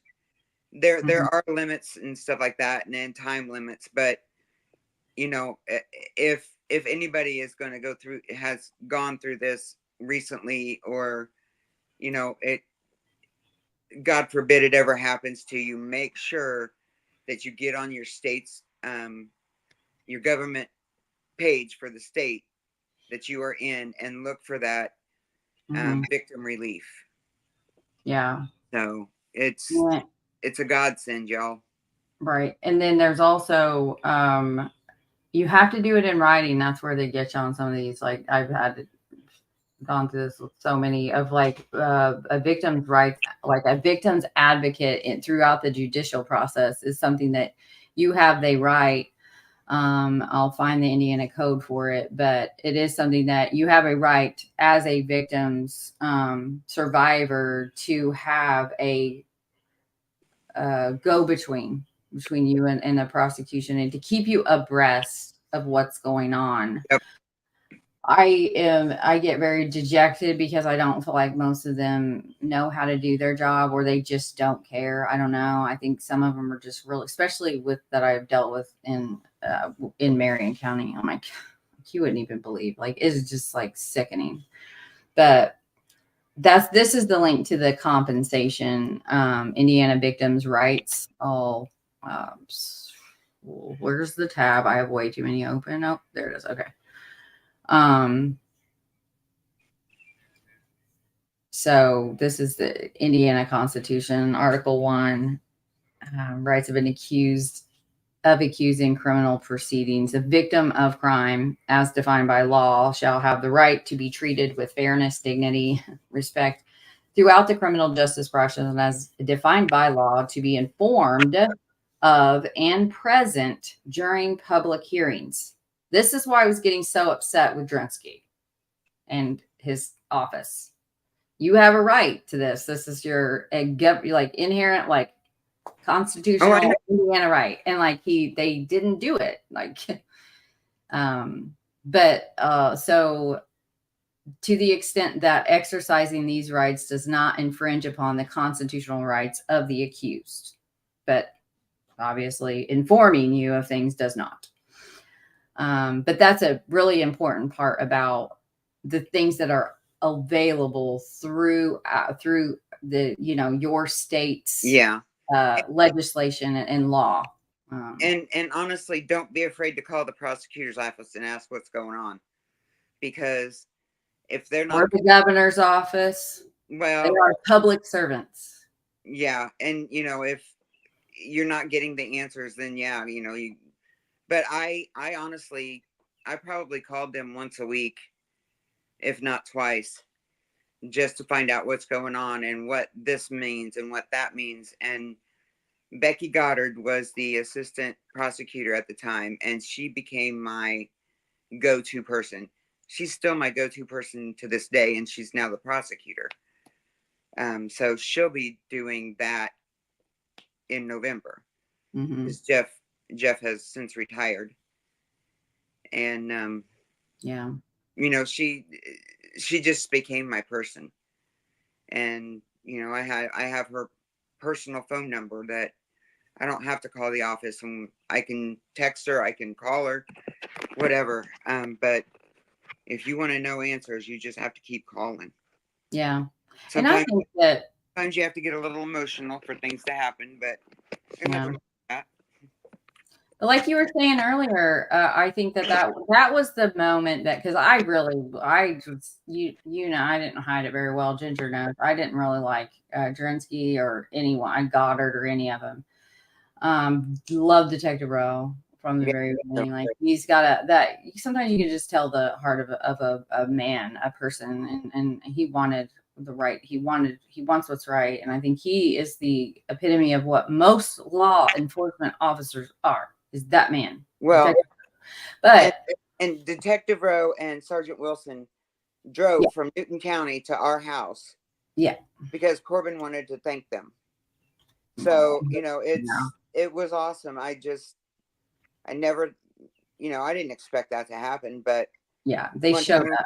One time when we were up there, I told him, I said, I don't know if you guys can, but Corbin really wants to say thank you and talk to you. And they let him sit in the cop car and turn the sirens on, and you know, just showed Corbin everything about being a police officer, because at the time that's what he wanted to be, was a police officer, to catch the bad guys. So yeah, I can't say enough about him. He's since retired too. So has he? Oh, yep, he's retired. Yeah, he is definitely one of the good ones. But back to that Drinsky, because I know that but I think he had to come to Jesus. And the thing that I love about people is that I think for both of those two, Miss Goddard and Prosecutor Drinsky, I think that they were able to the humility, putting ego aside, and like, yeah, like I'm going to do things a little different, you know. Yeah. And I think they both, like, they, you know, because that's a prosecutor, that's, you know, an attorney that I've felt that way with doctors, you know, like the humility, the dropping the ego of like, he could have just turned and like not cared or taken heard what you wanted to say because he just wanted to be right, but he didn't do that. And I think that's what after that day, I really respected him. And like, me too. And I also respect where he was coming from. I get that, of how right. Yeah. And so that probably gave you some understanding of like, oh yeah, like I didn't think about it that way. I just thought he was like a cold a-hole, but he's trying to protect us and himself so that he does this trial right and doesn't let emotions bias his decisions to where technicalities become a thing. And so it's like, wow, like I get it from his perspective too. And I think that you both learned and grew from that. And I think that was what was beautiful about Drinsky. Okay, but do you think that if any bad person was in here and they copy all that and they throw that up there in November, do you think that that's going to hurt us? That, you know, I'm talking about the relationship that I had with Jeff Goddard, you know, I mean, No, you want to know why? What you sent me earlier to pull up what we're looking at right now on the screen. This is why. Okay. Why that won't be. He is to communicate with you. You know, like prosecutors are. They are. It is just so that's kind of like that. Like obviously, if he is sending you, you know, there's just a difference in informing you I mean, and bringing you along in the process. But there's literally like he did nothing wrong, and I was there, so I know that he wasn't inappropriate, you know, and so yeah, like I do want people to understand that, you know, we didn't sit down and talk about the case. He told me just about the plea deals and that kind of stuff, and then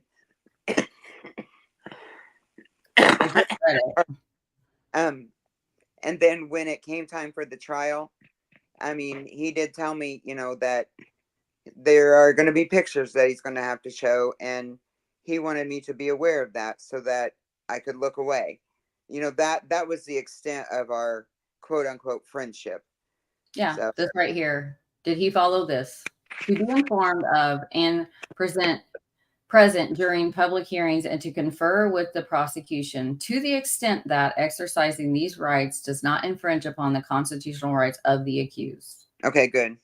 So he's fine. He did what he is literally constitutionally bound to do.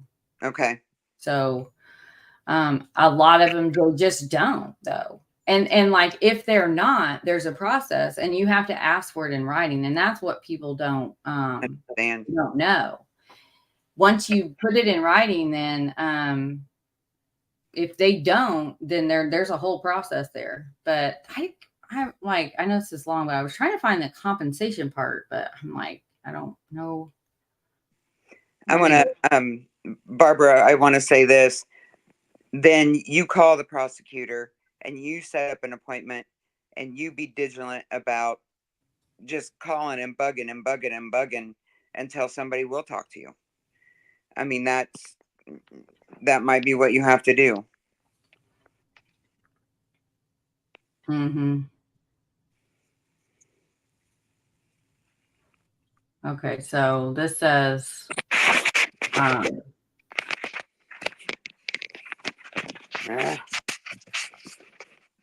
down to 22%, Mel. okay, I'll just read this and then we'll be done because this is the part about the compensation you wanted people to know about. Okay. Coordinate efforts of local law enforcement agencies that are designed to promptly inform a victim after an offense occurs of the availability of and the application process for community services for victims and the families of victims, including information concerning services such as the following: victims' compensation funds, victim assistance resources, legal resources, mental health services, social services, health resources, rehabilitative services, financial assistance services, crisis intervention services, transportation, childcare services. Here's the thing. So when those two detectives come, you're in, like that one guy said, that's why I wanted to show that one clip where he said, I just walked around. I literally just paced around. I have no idea. I don't know. You don't. Mom ran out of the room, but they inform you of these things that because they constitutionally have to, right? You know what I'm saying here? Like, so they give you what this is saying right here, but what people don't like, these things are the last thing on your mind in that moment. Yep. But so it's like, you need them the week after, or you need someone to help you get these resources. And, you know, there is also that supposed to be like a liaison within whether it's state, local, with law enforcement as well. I had one up in Newton County. Yeah. But she moved to a different state, and there was only like one girl in the office, and she was very overwhelmed. But if I called she would talk to me, and that kind of stuff. So it's just one of those things where, you just have to be, sometimes you just have to get crazy on them. Yeah. So. Yeah. And in writing, again, like once you put it in writing, so there, you know how, what is that called with legality type stuff? Like, well, if yes, we have to do this, but they also have to ask for this. And if they haven't asked for it, or if they haven't asked for it in writing, then we don't really have to like do anything to help you find these resources, because these are resources like, quite an extensive list. And I guarantee you most murder victim families don't know that they are a victim. For one, because of the way the statute article is written. That's what I dealt with me and Cher, and I think it was Roxy. We were trying to figure out, they were like, well, I don't think this is talking about us. This is talking about victims of a crime, and that's not us. Like, so yeah, it is. I know, but they were thinking like a lie victim of like, a sexual assault or something like that. But I'm like, no, this is you. This is all of this pertains to you. You just have to know how to ask for it, but who wants to take the time to write a big letter that they don't know how to write and request the things that they don't even know what they are, because they never thought they would have to in their life? Yep. And it's like, I feel like that's what what we've been talking about this last like couple weeks of like, just these little things, they can make a big difference for someone, of like having these resources and knowing how to ask for them and where to call and who to get a hold of. And like, that's why, like, let's talk some more in the next like week or two, because I'm going on vacation. I'm going to the lake. But my mom's in Alaska. Facebook group, huh? My mom's in Alaska on a cruise. Ooh, fun. She left on the 10th. She was so funny. She's like, I'm not going to be here for your birthday. I said, Ma, I'm going to be 57 years old. I think I'll be okay that you're not here, because my birthday was on the 11th. So, yeah, it was funny. I took her down and told her to have a good time. So she tried to call me while we were on here. So when I get done with you, I'm going to have to call her back. But is she going to be able to see the Northern Lights? I don't know what the seasons are. I don't know. She went up with her aunt. So her aunt made my mom her +1. Oh. Yeah, they're really close though. They're really close in age too. But anyway, she'll be back on the 27th. Yeah, she's amazing. I can remember like I mean, not like snooping, but she's talking. I can't remember who it was. We're outside, kind of like half of us are standing on the sidewalk, half of us are in the like parking area. And your mom was just like, get it together. It's like she didn't say get it together, but like her little pep talk was like just so, yeah, we can't let them win. If they see us react. Yeah, that was along the lines of what she was saying, is that don't let them win. Yeah. I can't remember. I wish I could have remembered her exact words, but I just remember being like, damn, like just, I love people like that are just my man's grandma was like that. It's like, she said very few words, but when she did, like everybody listened and they were wise. And your mom's like that. And Ginger's mother was like that too. I know Ginger has lost. Yeah, she lost her mom. So much. Her daughter. And she lost Nicole, and she lost her other daughter-in-law. And I don't know how she does it, Mel. But I know. A lot has happened to her in the last 5-6 years. And for her to be my rock and make sure that I'm okay. I know. Has just been amazing. I love her. She's my sister. And I love you, and I love Cher. Sorry. I always do that. But Miss Dottie and her family, they're my family now. And if anybody needs help, I'm going to be the first one there. We need to have like a girls get an Airbnb like in between all of our residences, and then just like have a girls like, not even if it's just like a night or two, just to That would be fun. turn off all social media and just like freaking hang out and party. Yep. Yeah. That Well, would be so fun with Miss Dottie. yeah. She's a hoot. I know. We should do that. I'm gonna look into it. I'm gonna talk to them. Okay. Would share on it. I think it would be fun. Just like I think so too. Just everybody getting together. I don't know. Honestly, we're gonna have to work out a really good time or whatever, because yeah. Ginge watches her grandkids Yeah. during the week, and Yeah, got you guys are all really. So I mean but if we're serious about it, it would be, we would do it. So yeah. But I think it's a good time. I always thought about, we need to just go up to Miss Dottie's because she lives up there on the lake. Oh yeah. And just yeah, impose ourselves right on her. Let's not tell her and just show up. Yeah, right. Hey, It's Sarah, give very your good. mom's the address. No, I'm just kidding. But yeah, I've been up there a couple times, and it's beautiful up there. It is beautiful. Yeah, So. it looks very beautiful. All right, I'm gonna quit gabbing, and you guys, thanks for listening. Yeah. Mel has her email up there that if anybody needs to talk to me, or they, just whatever, Mel will give you can give them my phone number. Okay, Mel? Okay.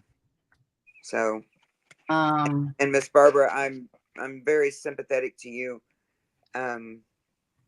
For you to be going through it too, it just. Yeah, if crazy. you want to send me, or you want to post names in the chat of your loved one, there's some great people in here. Aspen's in here, Rescue All the Dogs. Chris Gideon is just such a wonderful advocate for families. Okay. Ange is here, Mother of Drag. Like, there's a lot of people here. If you want to post some names, to have some people kind of look at stuff. Don't feel like you have to though at all. Hi, Monica. I saw you. I see you. I was gonna call you the other day because I was just missing you, but then I Thanks, Mother of Dragons. ran out of gas and I didn't call. I sent him a text. I was like, "Thank you so much for filling up my tank." I thought the man in there did it. And so I drove from here all the way to Lebanon Park thinking that, and so I get there and he's like, "What are you talking about? I didn't fill up your tank. Like, what are you talking about?"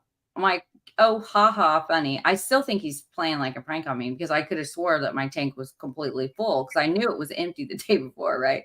Yeah. Get back in my car. I am like, I couldn't even, I had to go to the gas station across the street, which made me have to like wait in traffic because I was that out of gas. Yeah, that happened to me. I was like dyslexia or whatever, but I thought the empty meant full. And I drove all the way on I-65, all the way from Brownsburg to Lebanon on no gas. You had some guardian angels with you that day, dear. I know, right? Hello, like I've been driving for years. Like, I don't know why I got so confused on the gas tanks. It's like empty or full. But even him saying he didn't get me gas was still like, well, yeah, right. Gas fairy. I don't know. But yeah. All right. Well, I really appreciate you hopping on here, and I appreciate that you do this. Yeah, I think that more things like this, and we'll talk about that Facebook group when I get back from. It's been a minute. I haven't made I have made pages in groups, but it'll be a minute. I've been a minute. I'll have to figure it out. I think it would be somewhere just, people can join. I'm going to reach out to Olivia's aunt too, because I feel bad. I shared this. I wrote this big old long thing and like trying to share this live. So on Facebook, like I wrote it on my page, and then I wrote something to like to tell, like, to explain to people what this live was for and who it was for. It was for you, to get people to come here and to hear what you have to say, because you've walked in their shoes. Yep. And I thought that every time I was sharing it to the groups, it was also sharing what I wrote, but it didn't. It just shared the link. Yeah. So the group that I mainly wanted, they declined it, which I get it, because it did. If they had been able to read what I wrote, they would have, because it's all murder victims' families in this group and moms. And so, like, I'm like, oh my gosh, I'm gonna have to reach out to her, because she's one of the, I think she might be the admin of it, but I was like, I didn't have time. But yeah, I was like, dang Okay. it.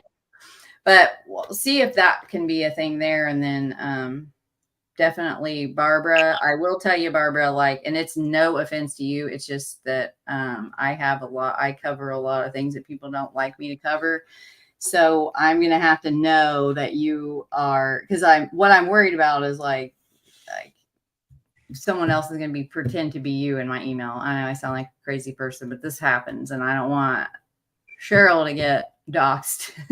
I want to protect you and the boys. So I'm probably not going to give her your phone number, but I will give her, my email address.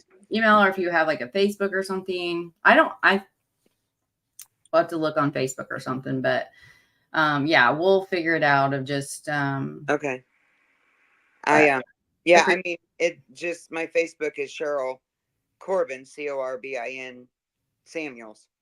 That's my Facebook account. So okay. Well, you can to me through Facebook. But thanks, Mel. I know you said you wanted to help one person, and it already looks like you have. Good. Barbara, so I feel good about it. So right. I do too. Thank you to everybody that has commented. I appreciate all the love and support. It's good to know that there are good people. Right.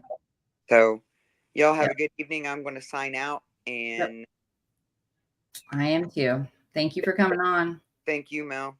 Great job. You sounded great, and keep me posted on things. I will. All right. Love you. Love you too. Bye. Bye.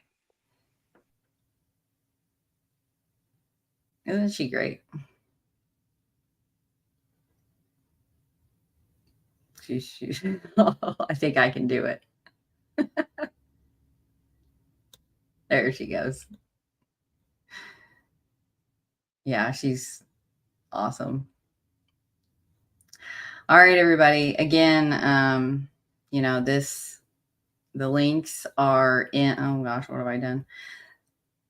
There is a lot of resource links in the description of this show. So I can't recommend enough. I'll go ahead and maybe you'll be able to just go right to watching this 23 little minute video, the one about it's called Out of Order, Dealing with the Death of the Child. It's a good one, but it's in the description of this video, but here's the link one more time.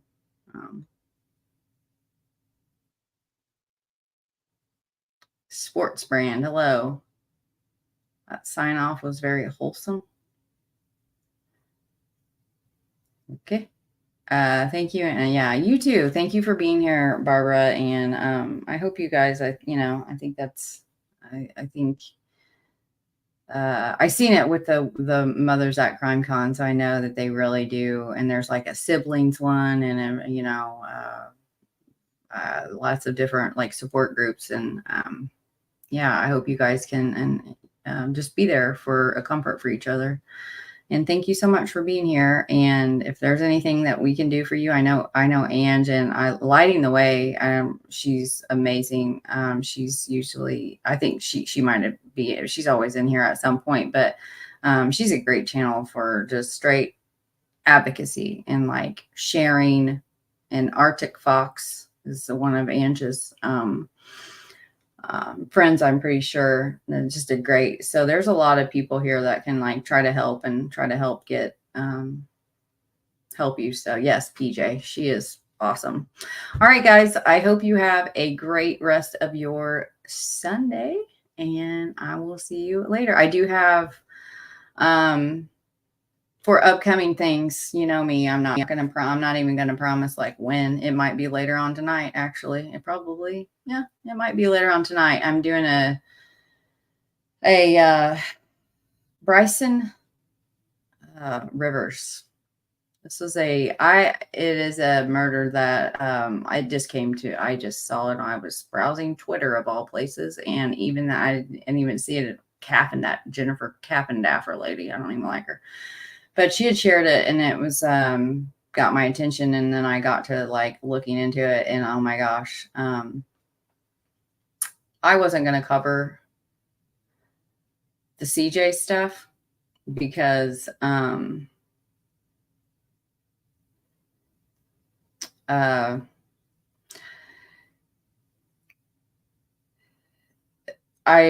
did, with the stuff I do on Greeno, like, I was feeling like, that's just doing too much, right?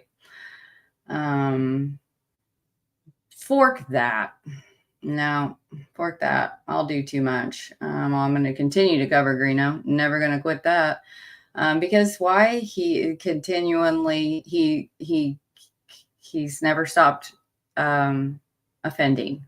Like he's constantly doing something. I would love to quit. Hey, Al on the Prowl. Al on the Prowl, Barbara, is a great one too. To share with, but yeah, I'm never going to fork and stop talking about Greeno until he goes away. When he leaves this community and stops lying and scheming and scamming and conning and like doing all the things, literally said on a lot, like, yeah, I'm probably guilty of what CJ did, and like I've been through it, and like, oh, my victims just need their privacy. You know what? You go the. Here, two things happened. Like I was feeling like, yeah, people are they're not going to listen to me because, hey, Nia, good to see you, dude. They're just going to, oh my gosh, there she goes again, blah, blah, blah, talking about, Greeno and other trauma community type stuff. But yeah, fork that. I'm going to talk about it and I'm not going to do it in the way that Prof or Noe or anyone else that takes it upon themselves, or Marv, does it. The thing is when there was someone, this guy named Curious Contrarian, put up a community post, and there's a comment in there. And I read that, and because I wasn't going to talk about, I have all the stuff, like most of the stuff on CJ, case closed with CJ, but and then I read her comment, and I have it. I'm just going to just read it right now.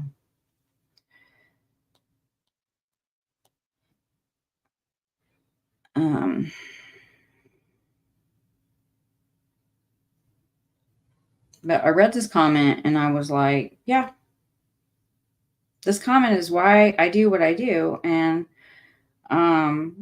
because I'm worried about, like, I don't give a fork what other people think, but I'm letting them influence what I do right now. And I'm not okay with that. And I had to check myself.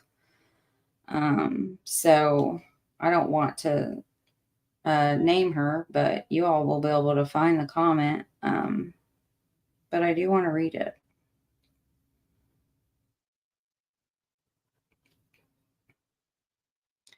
So he is saying that he's not going to address anything. And,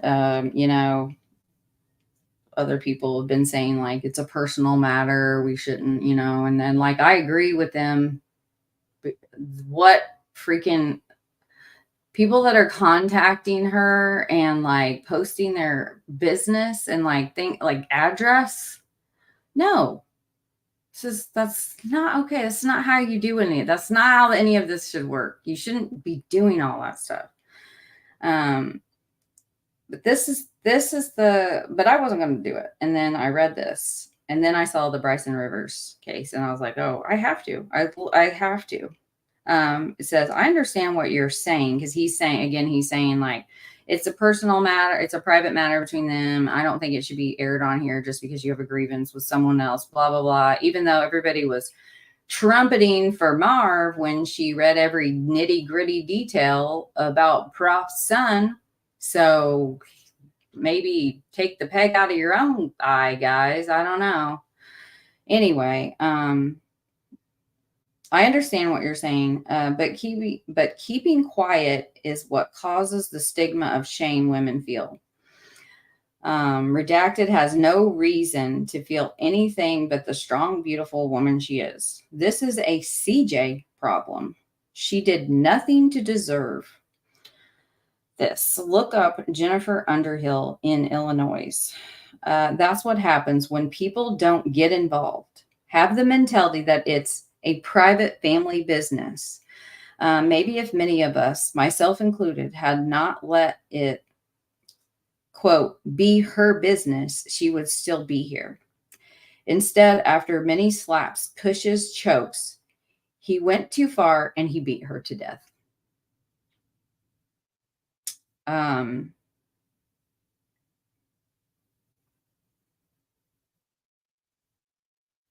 Yeah. Enough said.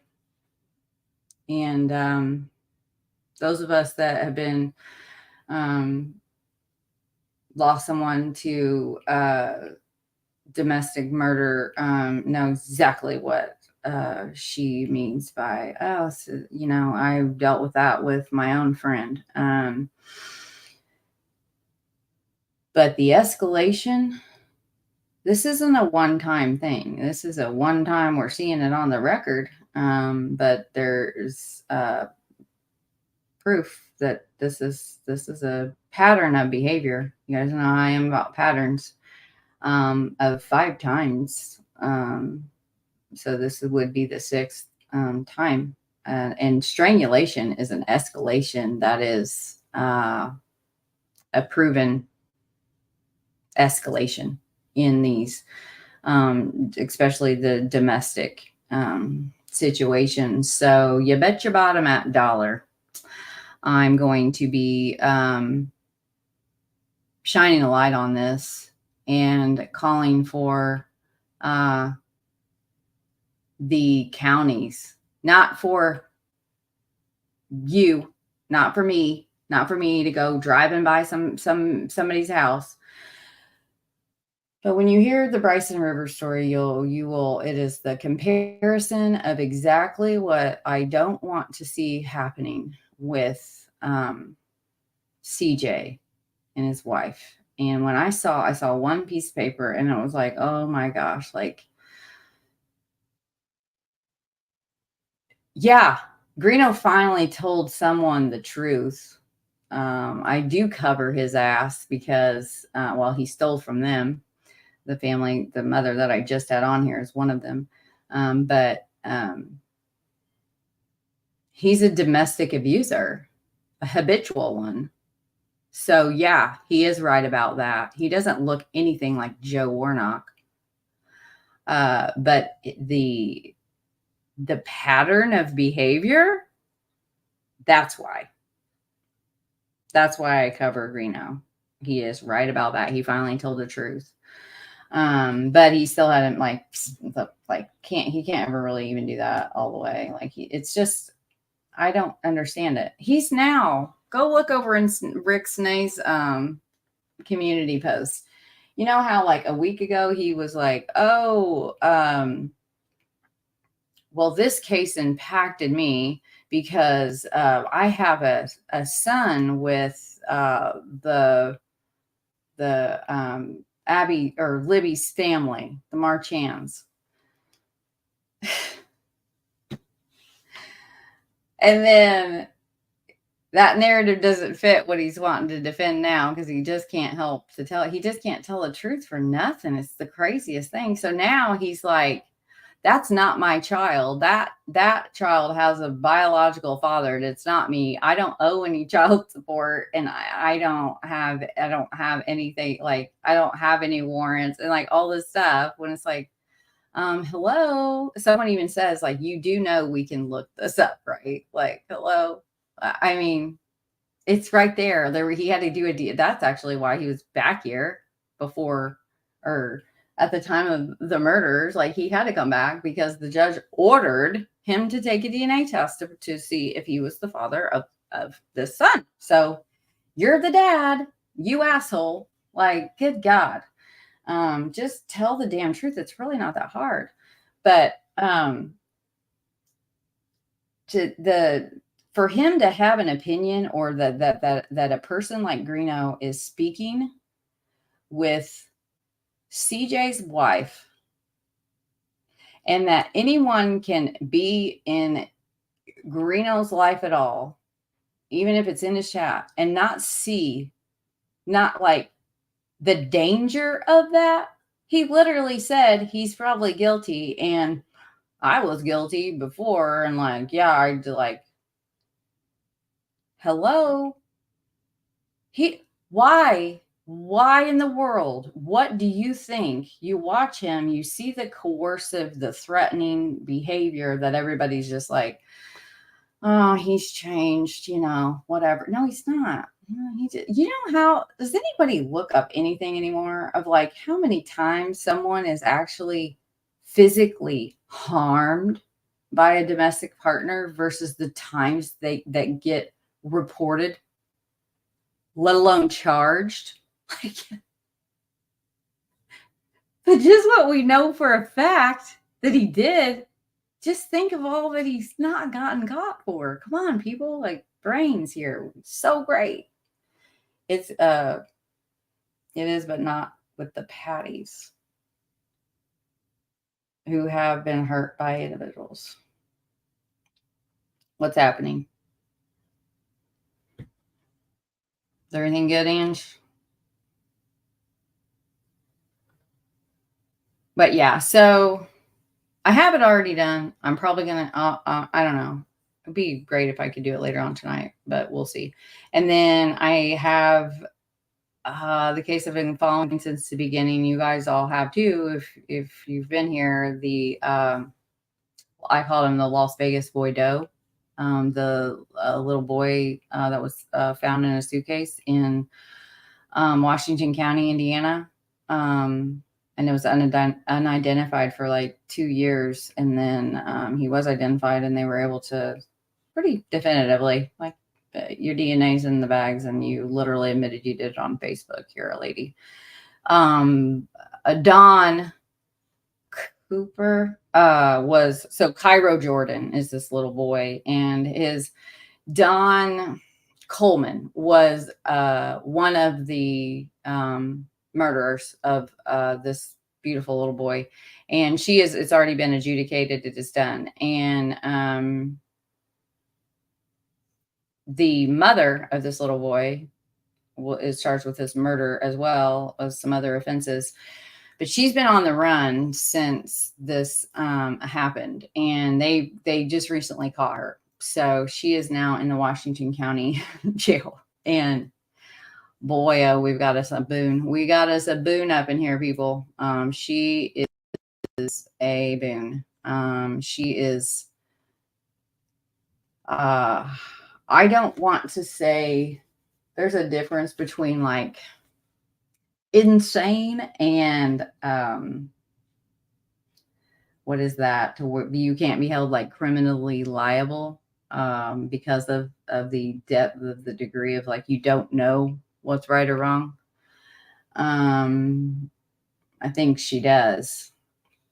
But we're talking Space Force, Biden, the poor secretary, the clerk in the town. I mean, it's got it all. Like, she is wanting everybody arrested. The FBI, like, literally, she was like, I have not been on the run. That is false. The Space Force has known, because you guys have been tracking me. She thinks she's real important. She thinks she's like an empress of like Tupac. I don't know. It's nuts, though. I'm not kidding. I'm not kidding about this. These are the craziest things I've ever read in my life. So I have all the court documents. I paid for them and I have them. But the thing is like she has now since filed probably $60 more worth of court filings. So every time like I get a batch of them, she writes. I think that's all she must do, and they're handwritten, and they are all motions she's filing for herself. It's crazy. So I'll try to get through enough of them that I can redact and protect people and get out certain information. And then she's doing some more. It's like, oh my gosh. But yeah, she's got, wait till you hear all this. I mean, she's suing them for like $30 million.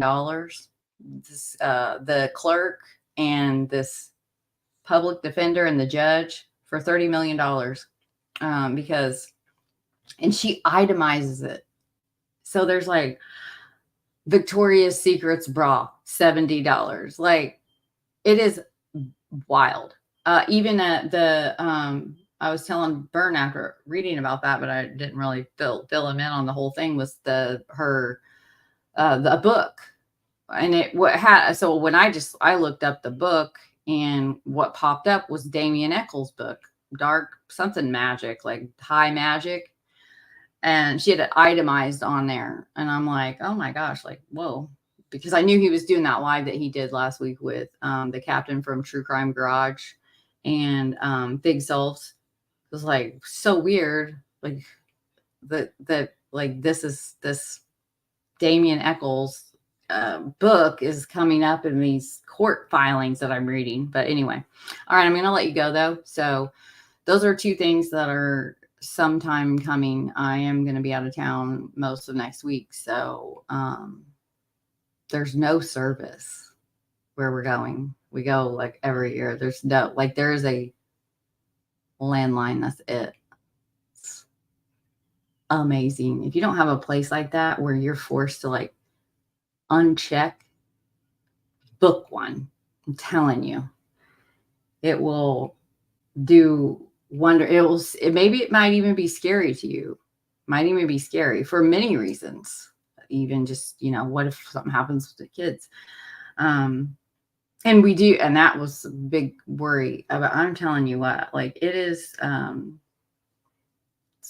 Go somewhere, look on the Airbnb and find somewhere, no Wi-Fi, landline only, and like go there.